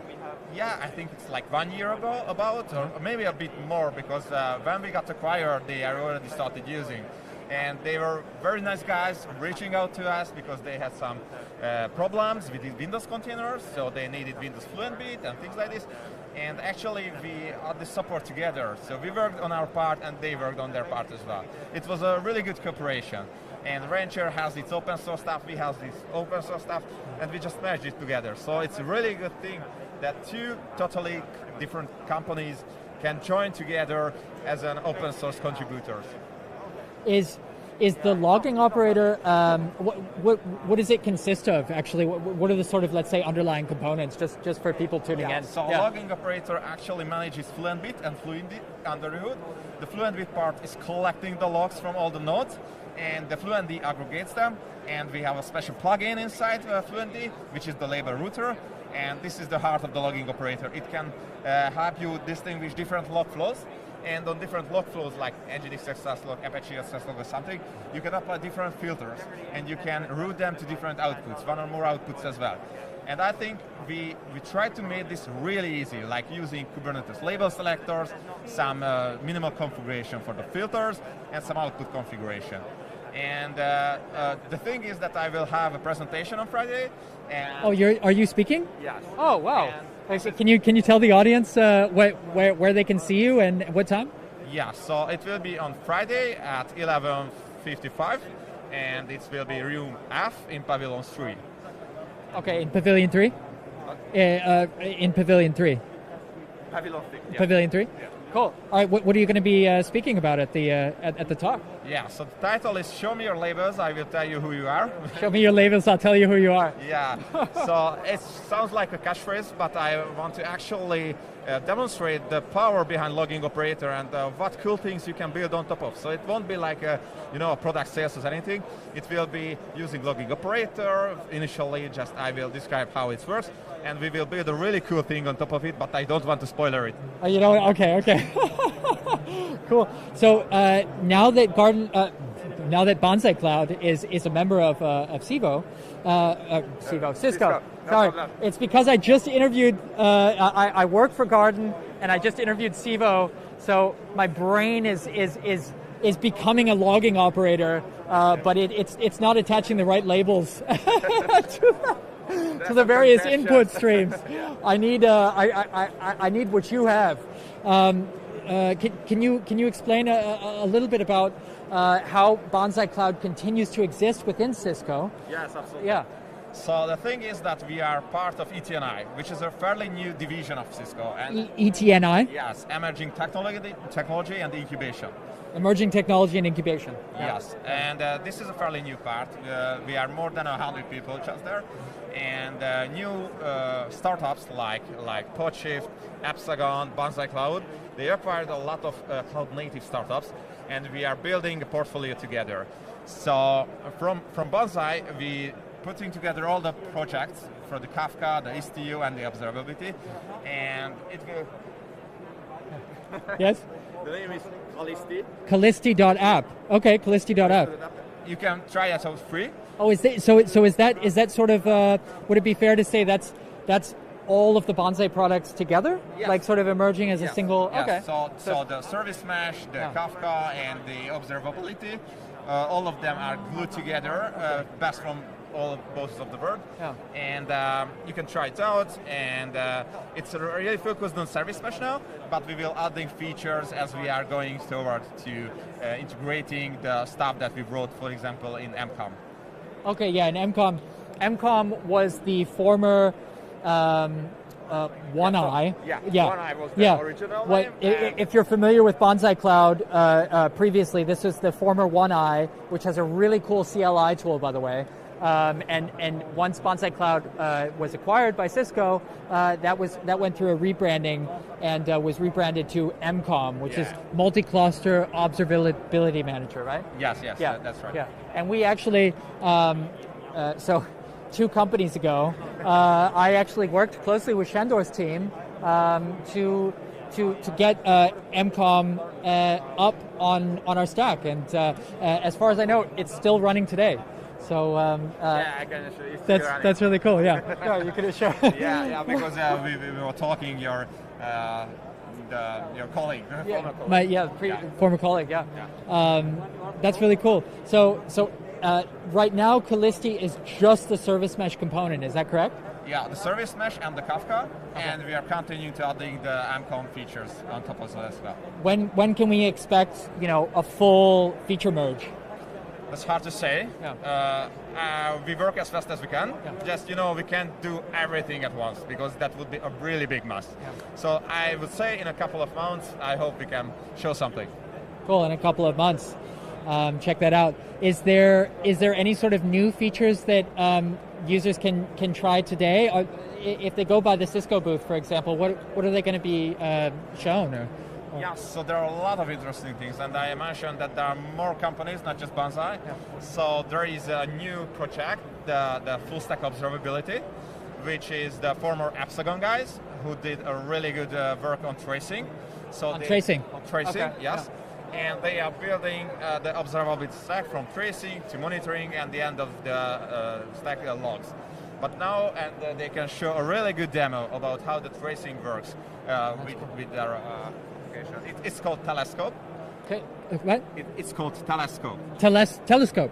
Oh, yes. Telescope. Okay, cool. So Telescope is, let's say, the tracing component of the multi-cluster observability manager? I would say that the full stack observability will be the new name, and under that we will use MCOM components for logging and metrics. MCOM components together with Telescope for the tracing. Yes. For distributed tracing. Yeah. Yes. Yeah. Why, for somebody who, or a developer out there, for example, in the audience, who doesn't really know what sort of, let's say they're doing logging, maybe using the logging operator, and so they're pulling in logs, they're getting metrics, but they don't really understand let's say the use case of distributed tracing. Can you give kind of like let's say a bird's eye view, or like for people who aren't so familiar with why they might want tracing? Yeah, absolutely. So as everybody wants to scale, everybody wants to do microservices. And I think observability of microservices in a distributed system is exceptionally hard. So if you install tracing libraries inside your application, you actually can trace one request through all the services that's going through and coming the response back. So, for example, Telescope can draw you a really good graph about your request. You have the measurements of what takes, how much time it takes to the request process, and you can actually browse it as well. So it's kind of between metrics and logs, because you have a little variables metrics, like which service on which pod or which node, processing which request. So it's a really great way to find bugs in your distributed system. It's kind of like Git blame for understanding it's like for operation Git blame. For operational sort of things. Yeah. It sounds like a really powerful tool for platform teams out there. It's the platform team at Family. My previous employer is actually using at least the MCOM component of it. It'll be interesting to see if they end up adopting the broader ecosystem that you guys are building up around. Are you still are the Bonsai Cloud developers, or the developers that have been acquired, are they still contributing back to the open source roots? Absolutely. Or this is one of the best things in Cisco AT&I, that we have the freedom of contributing back to the open source. And for example, logging operator got a really big momentum in the last couple of weeks. We worked a lot, primarily because we had the presentation as well, and there was a lot of issues, and we worked our depths down as much as we could. So yeah, definitely Cisco is really for open source, and there are a lot of guys here, most of them open source contributors. Wow, it's amazing. Yeah, absolutely. For example, we had a panel discussion this morning with Cisco and AWS folks, and we were talking about OpenTelemetry, and we want to make a really big impact on OpenTelemetry and contributing back on the logging side, because in my opinion, OpenTelemetry has a really good tracing, a mediocre metric part, and the logging is a bit lagging behind of this. And we just published a proposal how to refactor, how to re-architecture the thing to make things available like a logging operator. So you would be able to use OpenTelemetry collector instead of FluentBit. Okay, interesting. Yeah. And that would it be easy for users to swap out FluentBit for OpenTelemetry if that? Absolutely. This is the point, that we have this abstract language that you can use, and you don't even care what is under the hood. And so we want to add more agents that maybe fit your workload more, or have the features that you need for your task. Well, and not to chill too hard for. Well, I think everybody should shill as hard as they can for open source wherever they can. But you may notice a theme to some of the interviewees that I'm bringing on today, and that is that they all have a very strong background in open source. That's also the way that Garden functions. company that is sponsoring these interviews. The Garden CLI tool is completely open source, permissively licensed under the MPL, the Mozilla Public License. So, if you are using the logging operator, or you're using the Garden CLI, and you're like, God, I really wish this feature existed, or I found a bug, and I know how to fix it, right? You can just come onto our GitHubs, and logging operator is on GitHub? Yeah, absolutely. And you can make a commit on your own branch, make a pull request, and and contribute back to the ecosystem. And I think it's really it's a virtuous cycle where developers contribute, the product becomes better, people more people adopt the product as a result, and then if you want the paid features, which are often sort of pivoted more, or let's say sold more for enterprise use cases, you can pay for those features and lighten the load a little bit on your platform teams. Yeah, I totally agree. That was the business model of Bicycle as well. We wanted the strong open source building blocks. You can use it, and if you have the time, and the effort to do something about it, you can do it. Yeah. And if you want to just sit down and wait for the features, yeah, we can do it for money. So I think this is the good thing, that if you need this and you want to change it, feel free. And we will have, like Rancher wanted the Windows support. We added it. Wow, so Rancher asked, we'd really love Windows support. Can you help us do it? Yeah, absolutely. We did it together. Yeah. Wow, that's so cool. I love it. So, I feel like we've been getting very technical. But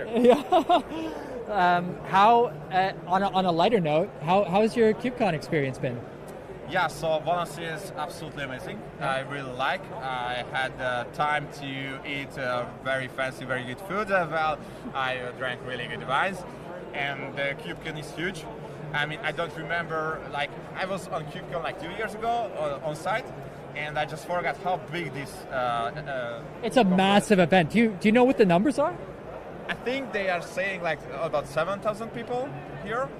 And I could say, yeah, that's probably true, because there is this huge exhibition site, and there is another huge exhibition site on the other side. Right, on the other side, yeah. We're in Pavilion.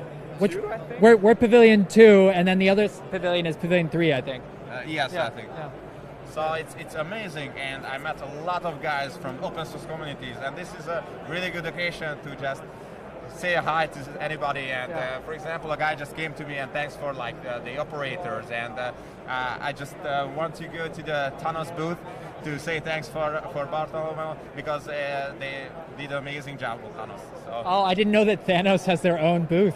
Yeah, they have their own booth. So. Are they their own business as well? Their own company? I don't know exactly, but I will ask them.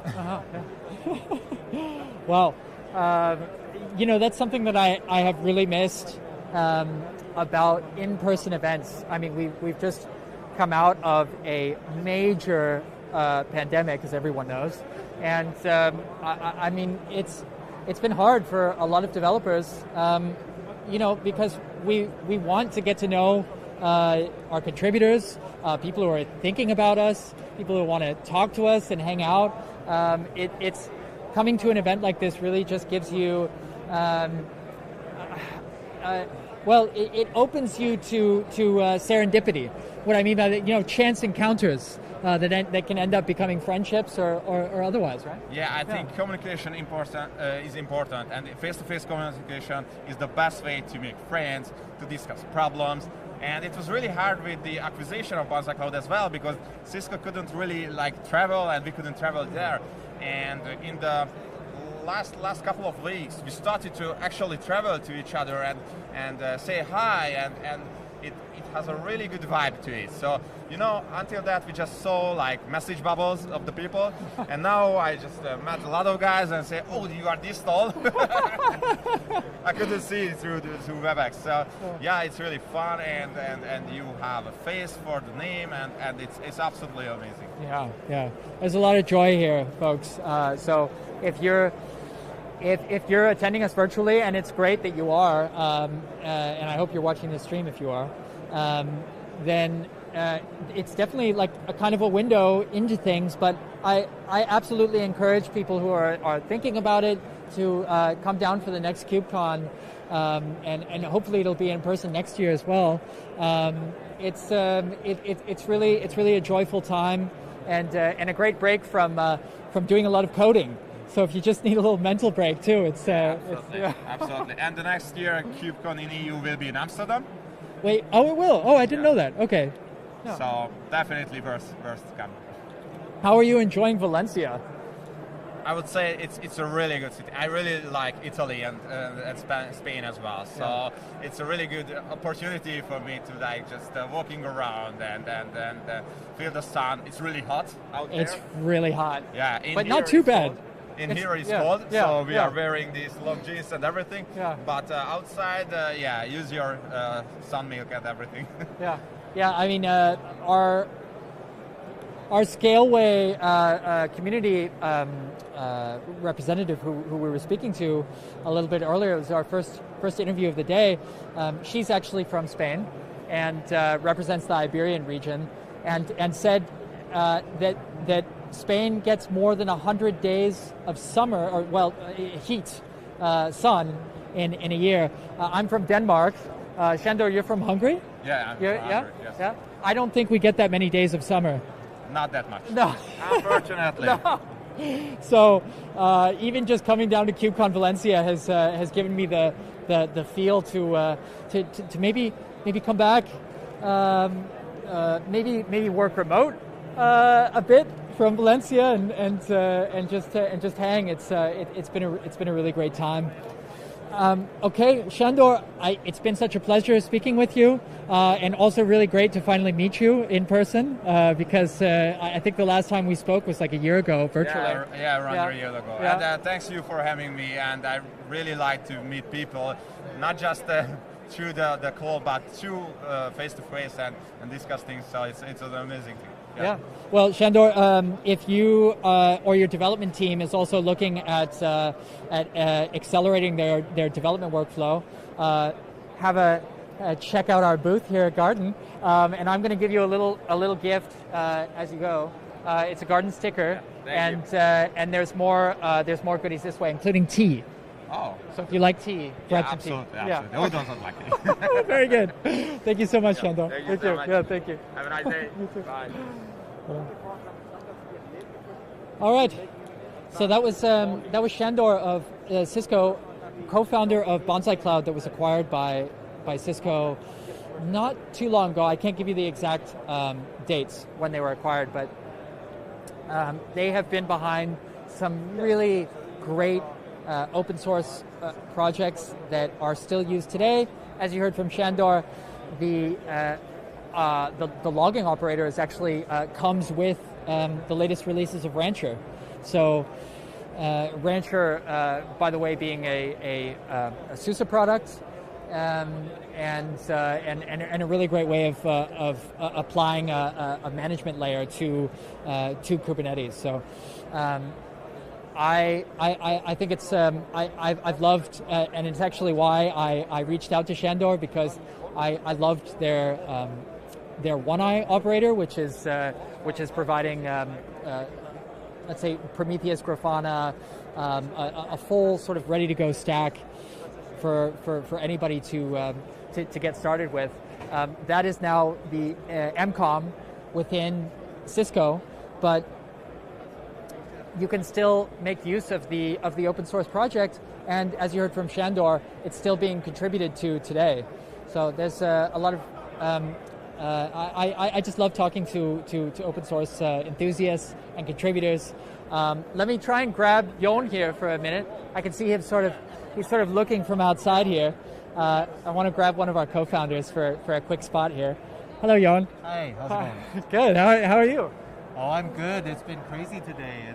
It's really, like, I have so many people. Booth has been hopping. Yeah. Way busier conference than the last one we went to in LA.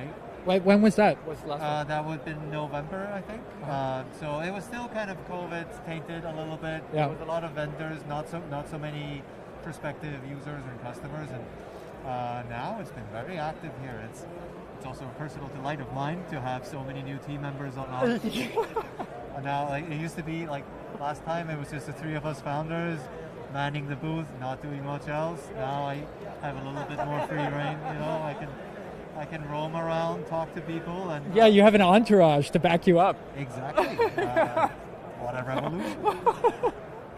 Absolutely. It's absolutely delightful, and well, nice to have you on board here. And, Yeah, I'm fairly new to Garden. I haven't really properly introduced myself to the camera yet, I think, but I'm one of the two new developer advocates here at Garden, and you know, I've loved every moment of it. I've been here for I think about 2 months. Sounds about right. It sounds about right. Yeah, 2 months, and just the creative freedom to be able to put on something like this for you all is just, it's so like it makes me so warm inside, and I'm so pleased. I really feel like I found my home here.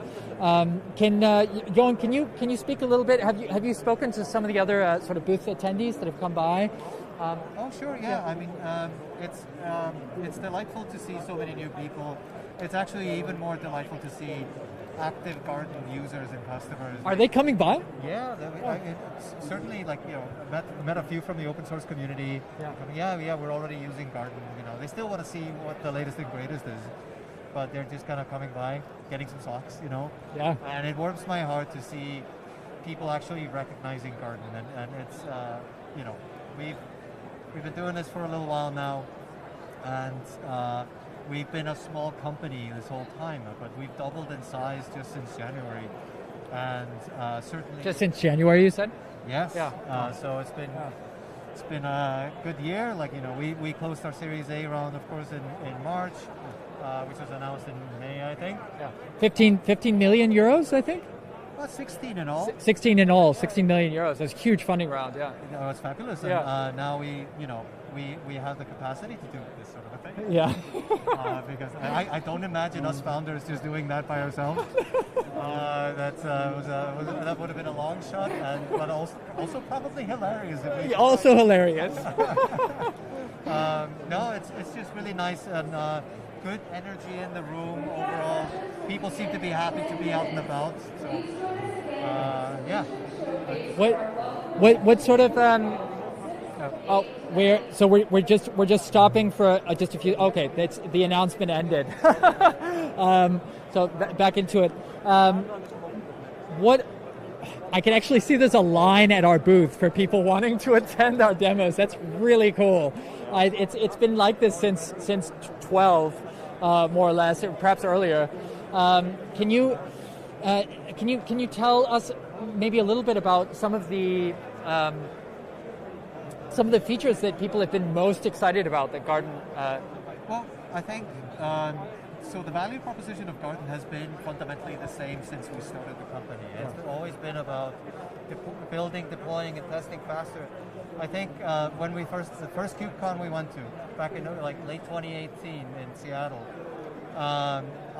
we had a little booth. We had like the notion of a product. It was like barely there. Fundamentally, it was kind of the same thing, but rough around the edges, let's just say. Yeah. And I would go and tell people like, hey, yeah, we help you build, deploy, and test faster on Kubernetes. And they would just ask, why? Why? Like I wasn't prepared for that. It turns out, like, I suppose we belong to this category of day 2 problems. Right. They hadn't yet discovered them? No, it was still day 1. Sure enough, day 2 eventually comes. And, yeah. Now you see a different composition of products. You see these security vendors there in the day 2 bracket as well. We're a lot of security vendors. For sure. Yeah. We're in the developer experience bracket. It's like, oh, now it's working. Wait, my developers are pissed off. They don't know how to use it. The developer experience is kind of rough. Kubernetes was originally made for the operators, really, and the developer experience kind of tacked on. Yeah, absolutely. And I suppose we're part of that endeavor to tack on some developer experience. But fast forward to today, people understand these problems. They have teams of developers that are struggling to be more productive. You have these tooling teams, platform teams, even developer experience teams, that was a new notion just in the last few years. And it speaks to the evolution of DevOps and Kubernetes and that whole environment. And now we're quite perfectly placed to answer some of those concerns. Yeah. And I'm really just delighted to be able to do that. You know, our product has evolved just in, you know, capability and refinement. But, you know, to get back to your question, I've tangent it a little bit here. But it's really the magic of being able to run the same thing, the same commands, do the exact same workflows from my laptop without running Kubernetes on my laptop, which is a big plus. And then the exact same thing happens in CI.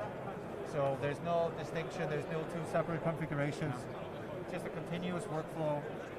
And that's pretty powerful. People don't expect to be able to do that. Yeah. And that's really kind of at the core of what Garden does. And you know, then there's the odd feature like, oh, you can live sync into a container. Oh, you can see all the logs from the different services interleaved. Yeah, that's Stack Streams, right? Which is a fairly new product in the Garden offering? Yeah, we've been iterating. We first talked about it late last year, and we've been sort of gathering feedback, and now it's like it's GA now, as of not that long ago actually. Looks great, feels super smooth. The team has done a fantastic job on it, and you know, it sounds simple enough, like a really good log viewer. But it's also kind of difficult to get it just right. Yeah. And I feel like we just arrived at that. And this is a fundamental part of the developer experience for me. Yeah. I want to see what's going on. Yeah, exactly, right? You want to see it happening as it's happening without having to open up CI/CD to see a failed test. Yeah, or sort of like figure out how to filter on stuff in your log management tool of choice, which is possible, but it's tedious. Yeah. So just like putting it at your fingertips, that's simple enough. I mean, I remember working with GitHub Actions, and at the time it was a revelation for me, but Thor's back from the, but you know, if I wanted to understand where things were going wrong, I mean, there was a delay. I had to like click a little like an arrow so that I could like expose all the logs, but oftentimes like it was too late. So then I had to look at another view, and you know, I think developers don't want to deal with that fuss. They want the feedback as they're writing the code, as they're saving it. They don't want to wait for somebody on the other end of the CI/CD pipeline to give an approval. They just want to work, right? I mean, they want to make the art. Yeah, I mean, I sometimes refer to these as like microaggressions. Like, like tiny little things that was just like, oh no, I have to do this, and oh no, I have to do that, and it's just like, you know, just kind of like, you know, kind of jabbing your brain a little bit, and you know, the seconds and minutes that you have to do compound really fast, and they completely take you out of your flow. They totally they jerk you right out of the matrix. Exactly. Yeah. Like, you know, you lose your concentration. I suppose some people are more, you know, sensitive to that than others. Like, if you have a little bit of ADHD, it will drive you insane. Trust me. But that's me. Right? Yeah. That's more of us than you would think. I think. No, even if not, you know, it's just, you know, it's established fact that these things compound, and you know, not getting into that flow state or constantly keep being yanked out of it, waiting for the CI pipeline to get the green check mark. Oh no, it's a red X again. Okay. This tedium is something that people have started to take for granted in this cloud native space. They really have, yeah. It just doesn't have to be that way, though, does it? It doesn't have to be that way, folks. You can try out Garden completely for free. It's open source at its core. It's permissively licensed, the Mozilla public license. So we're also looking for contributors. We're looking for people to join our community and help make Garden the best it can be. It's you know, we're waiting for you on the other end of these pearly gates here, ready to let you into the kingdom of ease. You know, with as Thor described, unlocking the drawing the bird on the page and watching it take off from the paper itself. You know, that's it's where. Get back to the artistry. Spend more time making the art. Spend less time waiting for the art supplies to arrive. Exactly. The kingdom of ease, folks. You heard it here first. Thank you. Thank you. So we have a little bit of time before our next interview, and it'll be our last interview of the day. It's going to be with Puja. Puja. I think that's how you pronounce his name. I will ask again when they arrive.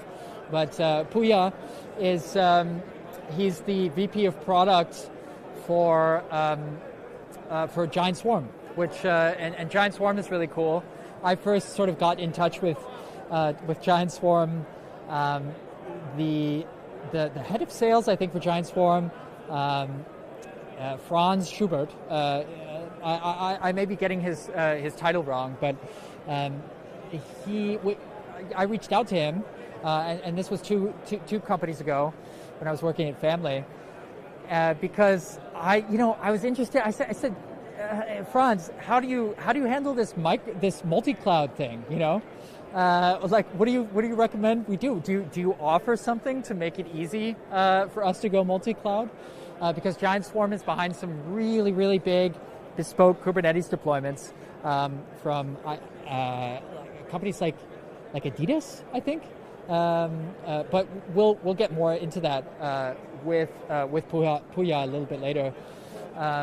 So I was asking Franz, what do you think of this multi-cloud thing? And Franz said, don't do it. Don't do it. Don't do multi-cloud. Of course, we just had an interview with Kasper, who says,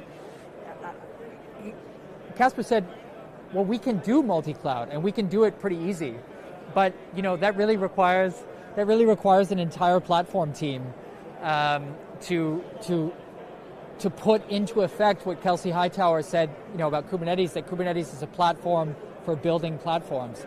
You need an entire platform team to build that platform with Kubernetes. So if you're not at that size, if you're a smaller startup, or even if you're a medium-sized startup, and you haven't acquired your first company that's on another cloud other than the one you're using, we're at Family's using AWS, and then don't go multi-cloud. Don't go multi-cloud because it's hip. Don't go multi-cloud because it's enterprise, and don't go multi-cloud because you're hoping to mitigate the damage of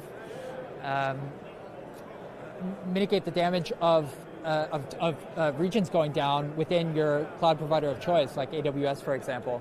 When US East goes down, what other option do you have? The outages that do happen within a single cloud are not that frequent to justify the expense, in my opinion, in my experience. And I think we might hear from Giant Swarm later that it's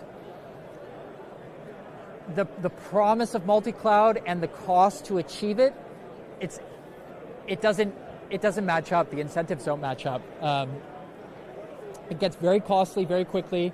You have to cross train your existing platform team, if you have it, to learn the different abstractions of another cloud. So I would say if there's a question within the company that you work at today, a startup, medium-sized, even large, if there's a question of should we do it, is it worth it, I would say almost always it's not.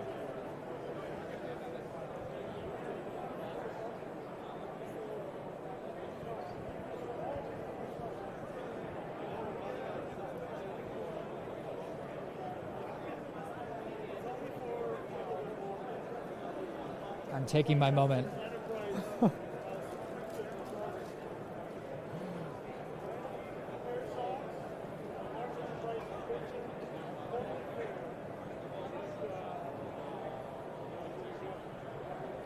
We've got our sales team just behind the camera here. I wonder if it might be worth talking with our head of sales at some point and just feeling out the vibe. He is a machine, a war machine of sales. and a real go-getter for getting people interested on our Gardens paid offering, which we can do on-prem, we can do where we manage. That's the Garden Cloud product. So there's a lot of entry points for whether you're an open source contributor and you just want to get started.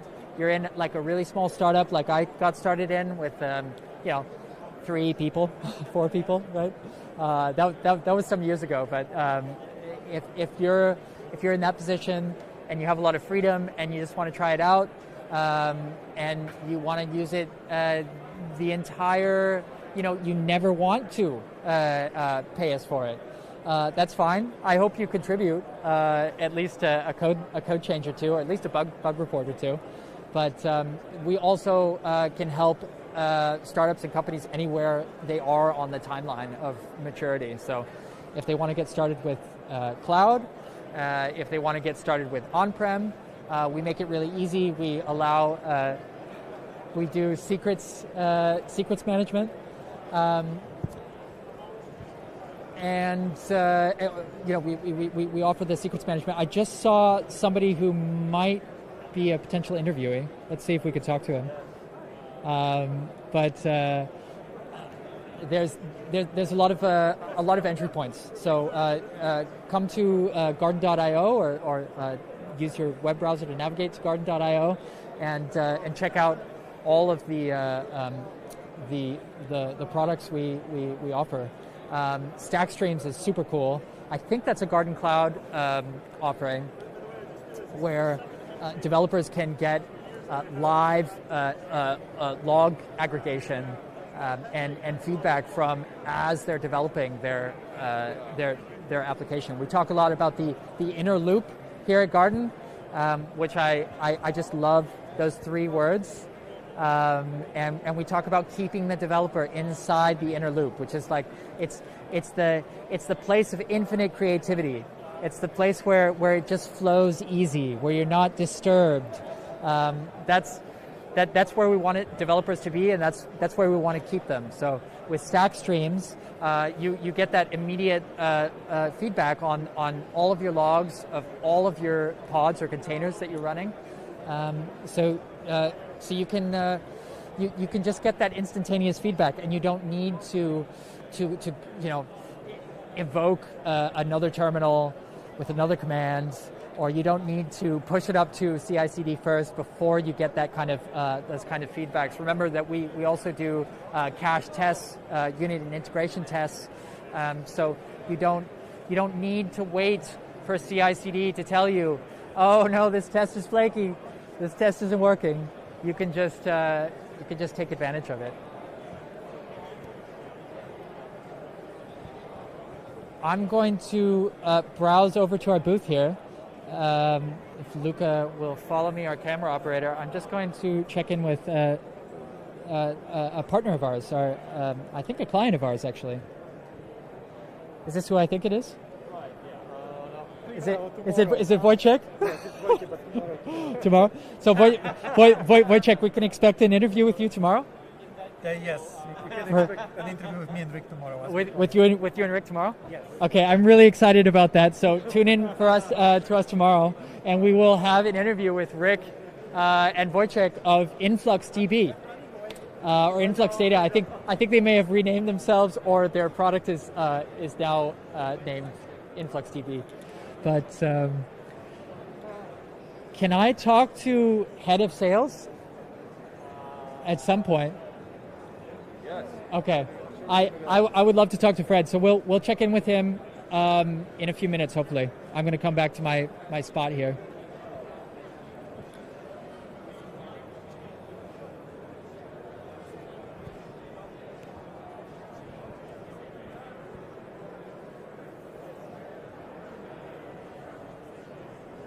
I like these little moments of zen on the camera. Ferns. Yeah. Between 2 ferns. Speaking of zen, Thor and I actually have a meditation background, so Yeah, that was like a kind of a bit of a surprise when I sort of probably got to know how at our sort of our quarterly kickoff we got talking about meditation, and I was like, yes, I was very pleasantly surprised that he's a meditation. He's far deeper into it than I am, but yes, I love it.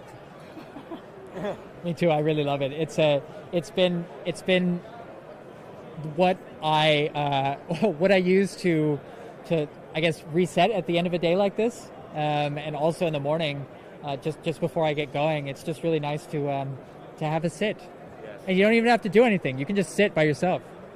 Yeah, and I think it's all about attention in the end, and the quality of our attention determines so much about the quality of our life.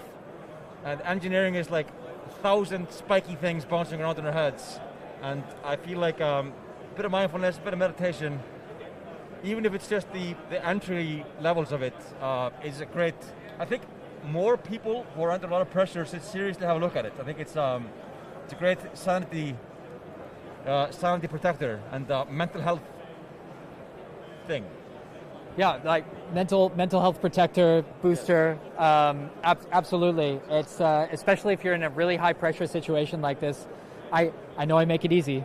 I don't know if I make it look easy, but if you come to a really big event like this and there's like 7,000 people, it's really nice to just take a moment or be able to take a moment, yeah, and kind of come back. Yeah. So how? What's new in the booth show? Well, I went to talk to the Pulumi folks. Yeah. How was that? It was good. They were just were happy to hear that somebody was writing plugins. It's like, I wrote you a sonnet, and they're like, oh wow, for me? And I was like, yes, I sure did. Did they have some engineers there? They did, but they were kind of like they were doing some kind of salesy stuff.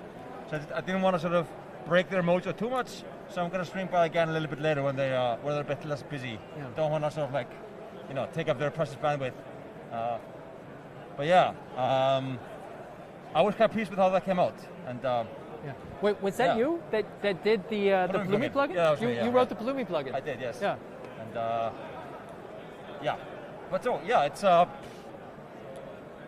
lot of people having the kinds of problems that we're addressing at Garden.io, and is a continuing pleasure to see that we are relevant. Yes, but there's so much stuff going on. There's so many companies making these big systems with so many tools. It's like you can yes, but it feels like whipping the ocean, But it's very worthwhile. I've heard that we've even had some contributors coming by, some open source contributors. Have you had a chance to meet them? No? Not this time, but I remember seeing one in LA. But yeah, I don't know. Oh. Yeah. Yes. Cool. Well, for the audience watching, we have an interview at 3 o'clock, I want to say, 3 to 3:30 with Puja, who's of Giant Swarm, and they do some really massive cluster deployments. Also, I think at the edge for like retail sites. So we'll be talking with Puja in a little bit, and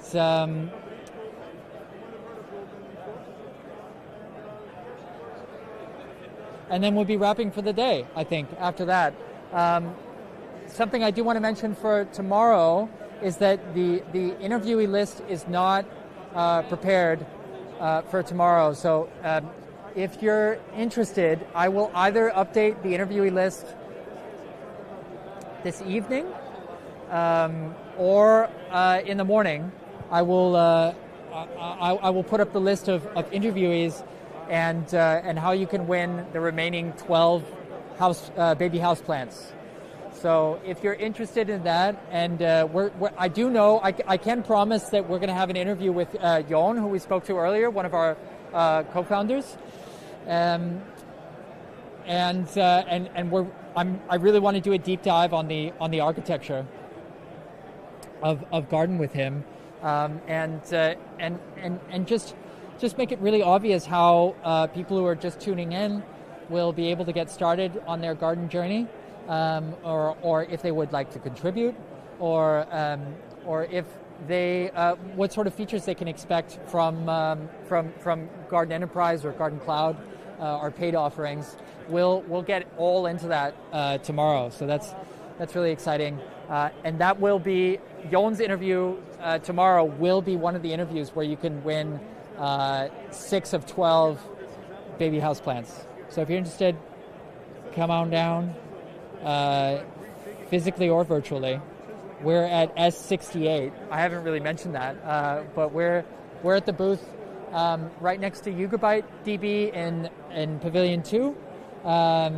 Cisco is just next door. HashiCorp, Elastic, and Microsoft Azure. So if you're looking for us, or you're curious about where to find us, that's where you can find us in Pavilion 2. We're kind of toward the back half of Pavilion 2.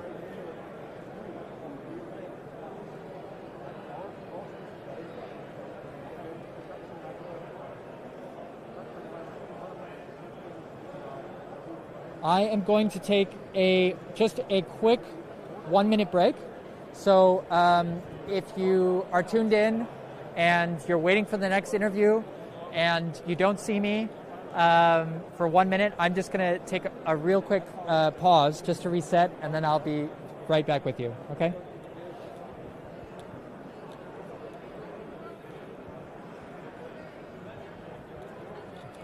Break? Yeah, just one minute.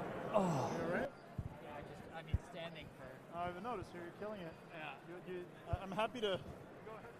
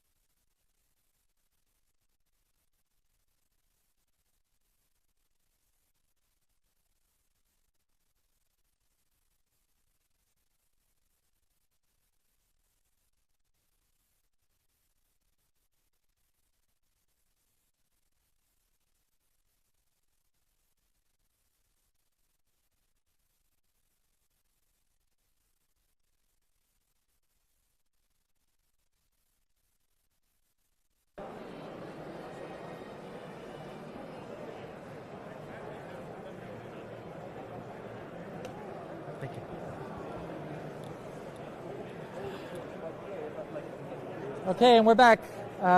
Sorry. So when you're on your feet for, I mean, I'm 33, and when you're on your feet for as long as 3 hours, it's a little punishing. I have to be honest. So I just needed a real quick breather there. Again, we're going to be having, so we'll have Puja on in 10 minutes. I would really love to grab our head of sales. This is Frederick Pullen of. Fred. Here's Fred. Hello. Can you introduce yourself? My name is Fred. I've been the cameraman is telling me to move a certain way. My name is Fred. I'm the director of sales at Garden, and I've been there since the early beginning of our Garden Cloud product. How long is that? So I've been around for a year and a half. Make it sound like a long time. literally 18 months. 5 people. Can you tell me how your experience of KubeCon has been? Is this your first KubeCon? And how's the vibe been? Has it been easy to reach out to prospective clients? What's sort of the response been like? All right, it's been quite good. So multiple questions there. Yeah. Yes, first KubeCon. I tried to go to the one in Los Angeles last year. They wouldn't let me through the border because I'm Canadian and I had to wait 14 days in Canada before going through. I was super massively disappointed.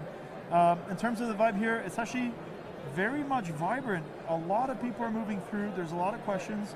I think a lot of people are starting to realize that maybe shifting things towards the left, despite everyone talking about it, it should actually occur. And one of the good ways to do that is to have a way to test as you code, especially on production-like development environments. Has it been easy to speak to prospective customers, or to speak to leads, or even to our own customers? There's been a general interest in terms of just the problem that we're trying to solve. There's always a tipping point where you notice that people are indeed, in a way, almost like annoyed at all the same problem, and they're starting to realize, oh, okay, yeah, this probably solves it. And I think that any emerging technologies typically goes through the same way. And I think that the thing that we're doing is, well, how about we just let people test and code the way they used to 10 years ago before distributed systems? Yeah. So I would say the interest is quite high on that front. Yeah. It's something that we've discussed a number of times today. It's just developers. Well, I think many developers today, they don't even realize how good it was, or it used to be, because they've been sort of trapped in the swamp of waiting for their images to build, waiting for their code to test in CI/CD. They've sort of forgotten how easy or creative, purely creative, it used to be.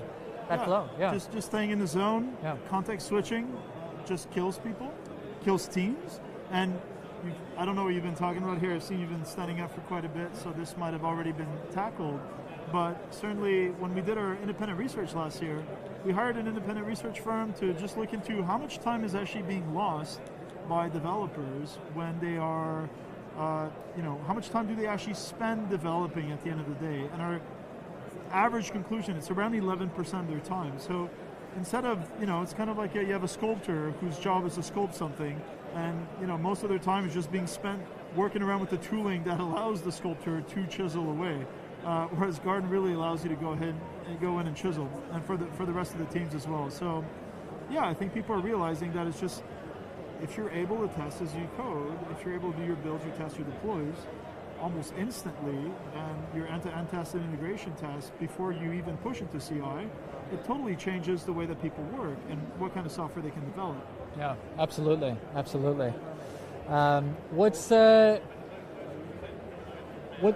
the plan for Garden in the near term? Are there any sort of new features of Garden that you're really excited about, that can provide some more leverage for our paid clientele? Well, we've been talking a lot about the cloud builder. It's just going to allow people to do their builds just dramatically faster that would be running. Of course, there's still sort of things to be figured out on that front. The extended stack streams, I think people are quite excited about just being able to see the different logs that take place across all their containers. I think that makes a hell of a big difference. Stack streams is coming to cloud, right? That's good. Coming to cloud and to enterprise, a single tenant version, as well as for institutional, for fintech and larger institutions, and perhaps even for pharma, sometimes they do need an isolated trusted cluster, in which case they're going to have a self-hosted enterprise version of Garden, and that's something that we will be able to provide us, that we already do provide us, or we'd be able to provide it for them if that's what they require. But yeah, how many self-hosted or let's say enterprise on-prem deployments do we have going? Do you have a figure? I do, but we can't talk about it because we're not allowed to talk about it. We can't talk about it. we have a lot, but at the same time we're still a small team, so you don't have to put two and two together to know that we're not able to support a tremendous amount of giant banks, right? It takes quite a bit of support, and this is why we use a lot of agencies and system integrators and partners for us to be able to do that.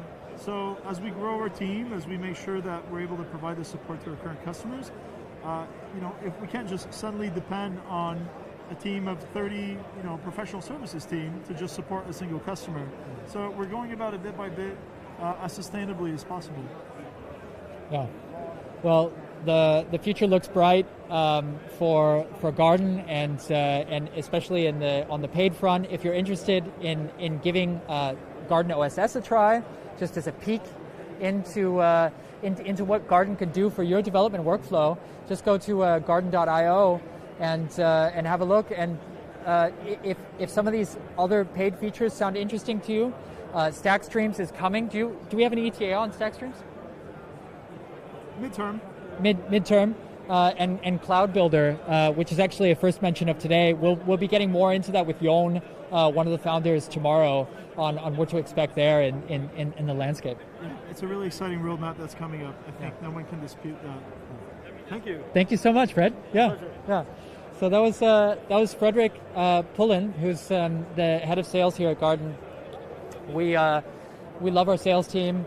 I work with them very closely. I try and defend I try and defend our open source community where it makes sense to keep the open source juices flowing and not converting them to paid customers. It doesn't always. It's not always the right choice when open source contributors can add so much value. So. But we have a great relationship on the marketing sales side, and Fred is already talking to new potential customers. So I really appreciate his spirit. It's bright. So I think we have Puja in 3 minutes. So I will share a personal anecdote of the time when I put magnets in my fingertips. I don't think this is an admission that anyone was expecting on this stream today, but it's something that I got involved in about 10 years ago when I was first sort of looking into or trying to find a way of being creative with tech, which is something that I do every day, also in my role as a developer advocate. I love to weave in creativity. Surgically implanting magnets in your fingertips, how is that a creative endeavor? It sounds more destructive, but it allows, when you sort of surgically put in the magnet there, you can go around and kind of observe in another way, not just with your eyes and touch, but with it's almost it feels like a whole new sort of sensory dimension where suddenly you can brush over, sort of hover your finger over the top of a hard drive, like a spinning hard drive, and immediately know the electromagnetic field that it puts out, but in a very tactile way. So there's this sort of immediate apprehension of the sense of electromagnetism. which is was very exciting.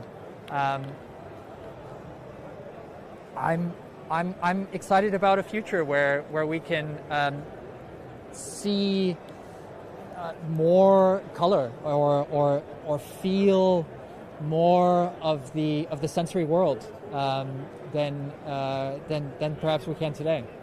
So that's just my my fun misadventures of youth that I got into. But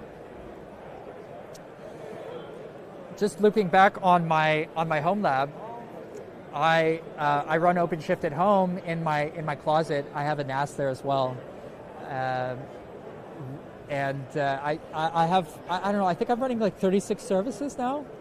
Most of them are running in Docker Compose, but I have the OpenShift cluster as a kind of test bed for small Python containerized Python applications. One that echoes Buddhist texts to my wife, so over a Telegram bot. So there's a lot of creative possibility in just running your own cluster. I can see that Puja is here. I'm going to ask him to join me for our final interview of today. Hello, welcome, Puja. It's so good you could join us. Yeah.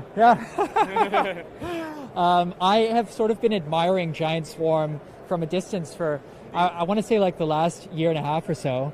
I got in touch with Franz Schubert, who's can you introduce yourself and maybe also let the people know who Franz is? Sure. I'm Puja. I'm VP of Product at Giant Swarm, and Franz is our Director of Sales, or VP of Sales. Yeah. And that's pretty much it. Cool. Yeah. So I spoke to Franz. I remember because, and I've informed the stream as well that I was at a company called Family in Denmark, and they said, we really think we need to do this multi-cloud thing, and I was just a poor little DevOps engineer there, and I thought this can't be right. This is not the direction we ought to go. Yeah. And the amount of waste and developer hours involved in such a migration or to a multi-cloud future, it's punishing. Indeed, and I don't think it should be the first thing that you think about. Like, let's do step by step. Let's get on containers first. Yeah. Let's move to the cloud first. Do a single cloud. And if you really, some industries might be regulated, and you need to have at least a multi-cloud strategy. Right, for GDPR reasons, for example. Exactly, but at least start with one, and don't make a huge plan, because plans are about to fail. Right? It's you make plans. You run them and they're going to fail. So you need to get the experience. You need to do step by step. And if you just try multi-cloud from the get-go, usually it doesn't work out. And sometimes you don't even need it. Maybe you're okay. Maybe you'll be fine on one cloud, and maybe you'll actually save some money because you have focused on a single technology, and you don't need to diversify too much your engineering talent. And, hey. So on the multi-cloud front, Franz actually said, look, don't do it. Don't go stay in AWS, enjoy it, and fight back. If ever anybody tells you to go multi-cloud, unless it's absolutely business critical, don't do it. Can you, to that sort of rare bit of wisdom that Franz gave me that day, is that what? How does Giant Swarm sort of fit in on the cloud strategy? So we do a bit of a balance act there. Mm-hmm. So we do usually prefer if someone just says okay, I'm focusing on the single cloud, but at the same time we try to abstract the cloud away from them and try to have a platform that is always the same no matter on which cloud it is. Can you describe that platform for our viewers? Yeah, sure. It's basically it's vanilla open source. So it is under the hood. There is Fluster API, not just under the hood, but even towards the customers. There's basically you get a management cluster that is Kubernetes, and you have a Kubernetes API with which you can talk and use the tools that you're used to use against Kubernetes. and manage the life cycle of clusters. And kind of the twist that we have as... So it's a cluster of clusters, it's a one might cluster say. of clusters, A cluster exactly, of clusters, right? yeah. So it's like clusterception, you could say. Clusterception. I love that. You heard it here first, folks. Clusterception. Don't quote me on that. That's not a product. You can quote me on clusterception. No, but really, that's kind of where Kubernetes was built for. Like, Kubernetes is a platform for building platforms. Yeah. And using it to manage... We actually mentioned that a few times today. Yeah. Right? Yeah. A lot of people mention that. Yeah. And we're now finally seeing it. Finally, we have the building blocks like Cluster API also in upstream. Like we used to build everything ourselves. Cluster API was a very recent addition, though. Exactly. Like it started already, I think, 2017 or so. Yeah. We started talking, the Heptio people and some others, and slowly but surely we got there. And today it was even mentioned on the keynote. So which keynote was that? It was the one by Mercedes-Benz. Okay.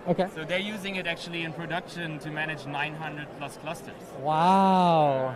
That's showing impressive. you it is there. Yeah. It's still kind of a bit not the mainstream, but at least we're betting basically our product on it. Everything that we have been building before, we're replacing with upstream Cluster API because we believe that doing a consensus open source approach is always the best one. And what we just add on top is our experience from running production clusters for like the last 5 or 6 years across the globe in different clouds, and saying, okay, how can we make the experience out of the box as production ready as possible? So I don't get just like the test cluster, but when I start a cluster, it's always directly production ready. And the next step then is like, I don't just need a cluster, right? I need observability in there. I need some pipelines, and usually nowadays I need GitOps, right?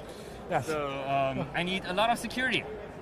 Yeah. And I also need maybe an API gateway, maybe I need Nginx Ingress, maybe I need Kong. And at some point, it becomes a full platform. Right. But it's a platform where you have building blocks that you can switch out, and you're using the abstractions. And at some point, that platform gets extended towards the developer with like inner loop tooling like Garden, for example. Yeah. Wow, this is the first time where I had an interview guest who has actually mentioned us by name and knows it. Did you? I guess you did your research. I got in touch with Garden, I think, the first time KubeCon Seattle. Oh, that was in 2018, right? Yes. Yeah. Yes. I was actually sitting on the way back from Seattle to Frankfurt. I was sitting next to one of your founders. I don't remember which one. Jon, Aethor, or Thor. I think it was Jon. Jon? I'm not sure with anymore. With the glasses? It has been a while. Yeah, so, yeah. And we were all jet lagged and tired from all the parties at Seattle. Yeah. Yeah, and then I think a few months later we even had some meetings to see if like there's some way of like some synergies. Right? Yeah, because yeah. We are basically infrastructure and infrastructure services, maybe platform services, but we don't go the last mile basically towards the engineers that are actually writing the code. Like the place we stop is basically the GitOps, right? Yeah. But then you have the inner loop development that is on the engineer side, on the developer side, that is tightly integrated with the cluster management with the infrastructure, but it's still not where we have our kind of core business. Exactly. So back to Giant Swarm, you mentioned that it's a modular platform. Yes. So for example, if you don't want the API gateway, you could swap it in for something else. Or Definitely. If you don't want traffic, you could have, for example, Nginx Ingress, right? Yeah. Okay. So we do have some recommendations, and some things, if you choose the one that we have been running for a while, we might be able to give you 24/7 on it. So we might be able to take your pager for you, but I don't want to take away the choice. And I prefer open source tools. I prefer, for example, an open source monitoring stack with Prometheus, Loki, maybe soon some tracing components in there. Yeah, we just spoke to the Bonsai Cloud people earlier. I don't know if you're familiar with them, but they're the brains behind Logging Operator, which is in Rancher, and other really cool open source stacks like that for observability. They're doing really good software. Yeah. They're doing really nice software. Very good blog and documentation also Absolutely. by the Bonsai people. Yeah. To be honest, like really good work. And but you like, as much as we love open source in this community, there's people that made decisions already sometimes, right? And these decisions are okay if you prefer Datadog, if you prefer maybe SaaS solution to your monitoring, or you want a full APM like Instana or what have you, then you should be able to keep that choice, right? I don't need to force feed you my open source stuff, right? I like it, I prefer it, I can tell you why I think it's better, and it will benefit you, but I'm not that opinionated, to be honest. So what kind of sort of target developer do you have in mind when, is a developer, are they in a very early stage startup? Are they in maybe a startup that is already has picked their Kubernetes flavor, but they're looking for something a little bit more agnostic? What's sort of the market there? Yeah, so our target market is more a very big company market. So it's more enterprises that need fleet management, that need more than just a few clusters. Like some of our customers have 60, 100 clusters, maybe like 60 or 100 or like even more clusters through like 8 or 9 different regions of a cloud, maybe even on-premise on top of that.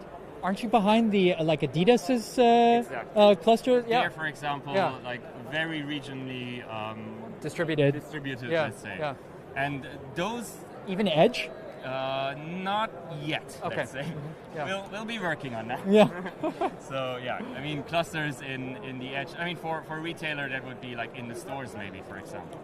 So that would be an interesting thing to think about. Yeah. But even with like not being fully Edge, but having 60 or 100 clusters, you need a fleet management software. You need to manage not just clusters, but also your platform at scale.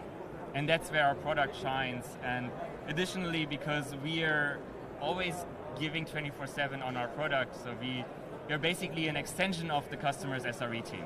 So if something goes down in an Adidas hype sale, let's say even in China, one of us wakes up and is on it to fix it. So it's not like you create a support ticket somewhere. So it's very turnkey, like, or it's very white glove. Exactly. So the good thing about that for us as engineers is we get direct feedback about our product. So if I'm on call for the product I built and I get paged for it 3 times a week, then I'm gonna fix my bugs. Right. And I'm going to be very interested in bringing the customer forward to be more mature in the cloud native journey, right? So what we do, like how we segment kind of like our customers is we see how mature are they in their customer journey, and we put them in like so-called rooms, and we say, okay, we'll try to move you to a higher maturity, to more automation. So in the early days, you might need like a graphical user interface where you're like clicking together clusters and you need like one-click installs of apps, but that's not the goal. No, that's we don't want pets. We want cattle. Exactly. Yeah. You want to automate the things. You most probably want to nowadays bring it into a declarative state on Git, and that's where we try to bring people towards, because that's when they actually can focus on the value add as a company that they have, and not focus on the infrastructure. Because I mean, infrastructure should be boring. If infrastructure is interesting, you have an incident. Yeah. Right? And that's not a good thing. No, it should be actually the Lunar people there at Neobank. They have some really interesting infrastructure behind them. But they talk a lot about a Wardley map. Are you familiar with the Wardley mapping? Simon Wardley, right? Yeah, Simon Wardley. Our CTO is a big fan of it. Yeah, right? I mean, he has this the map of like what is visible versus invisible. Exactly. And you don't want a lot of visible things, right? Because Indeed, they're sitting around in your head. Yeah. Right? It's like here at KubeCon, we're all like about these things in infrastructure, but towards the more you go towards the end user and even to the end developer, the less you want infrastructure to play a part in that. You want it to move away, and that's why we have these abstractions, right? Already in Kubernetes with the CNI, CSI, all these kind of abstraction layers, but also on top of that with the developer platforms. And in a way, your product is also an abstraction layer between the engineers and the actual infrastructure. Right. Indeed, yeah. It's sort of mediating it and making it, pushing it out of the way and letting the developer do their work. Yeah, focus on what they've been hired for, actually. Yeah, right? exactly. Yeah. Because that was actually also why we founded Giant Swarm back in the days. When was that actually? 2014. Okay. Back in the company before Giant Swarm, 30% of engineering went into infrastructure management. So 30% is quite a cost factor. That's right? huge, yeah. Especially for a huge company like Adidas. Exactly. Yeah. And so when Docker came around, Timo, our CTO, was like, hey, this is the future. We need to automate these things away. We need to build basically what was like microservices architecture for workloads. We need to have that on the infrastructure side. That's why Kubernetes is so cool. We're bringing all the cool things from the microservice era into the infrastructure place, and we're making it more pluggable, right? Yeah. We're building interfaces between the observability and the infrastructure and the platforms and the container management and all these things. Yeah. I'm just taking a moment just to let the ideas gel here. So, compared to something, I run OpenShift at home in a home lab, and one of their products is, and I like OpenShift because I think it's funny, I made this point on the stream earlier, people sort of see the OpenShift as like this intimidating pile of stuff. Yeah, right? I'm sure, yeah. And it's like, well, it's too much to actually think about, but I really like it because it actually gives me everything that I need right out of the box. If I want GitOps, there's the included GitOps operator, etc. But they also have the Red Hat cluster manager. So they have, how would you say that compares to, for example, Giant Swarm's offering? I think it's very similar, actually. Yeah? So Okay. I think there is a lot of similarities. Yeah. I think where we are a bit different in philosophies is we are trying to expose everything towards the customer. We're not trying to abstract away too much. Okay. And while we have this out-of-the-box approach with very sensible defaults, a lot of high security, just like OpenShift, which has like really high security defaults. Sensible security defaults come with Giant Swarm? Exactly. Oh, that's great. Wow. We always needed. We're the first ones who had RBAC on by default. The first ones who had what security policies on by default. I had no idea. And I was much in touch with Jordan Liggett from Red Hat about these things. Yeah. And the place where we are a bit, I think, different is we make it more modular, and it's easier to switch out components. And for our customers, they can actually even go onto the root of machines and change kernel values or change control plane flags in Kubernetes. In Giant Swarm. Okay. Yeah.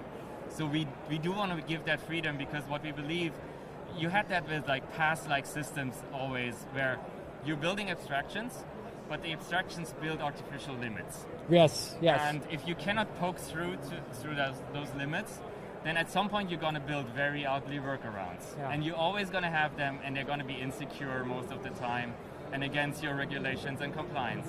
So giving the opportunity to, as the engineers are maturing, as the software is maturing, to let them poke through and say, okay, now I know I need to have this tweak.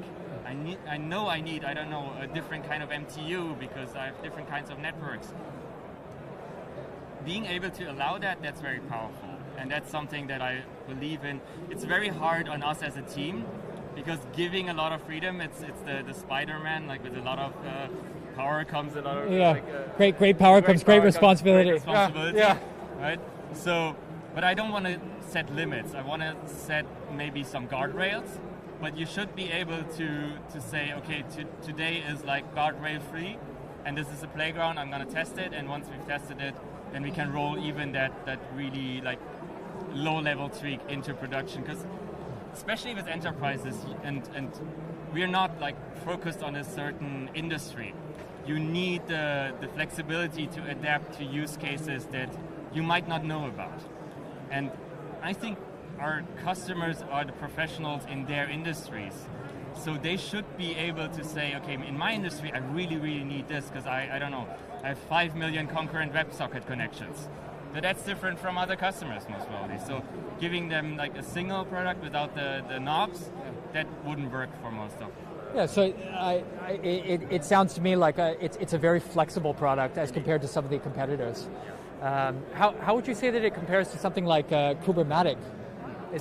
I don't know much about Kubermatic these days, to be honest, so I cannot say much about it. Are you guys using? Are you folks? Are you using virtualized clusters at all, or is they're all real clusters? Yeah, all are real clusters, and what we really have as a philosophy is not building too much interdependence between management and workload clusters, for example. So if something goes down, it shouldn't influence anything else. So if the management plane goes down, all the workloads all the workload clusters should still be running. So we're not running any virtualized control planes, and everything is always a full cluster. Even our management cluster is indeed under the hood.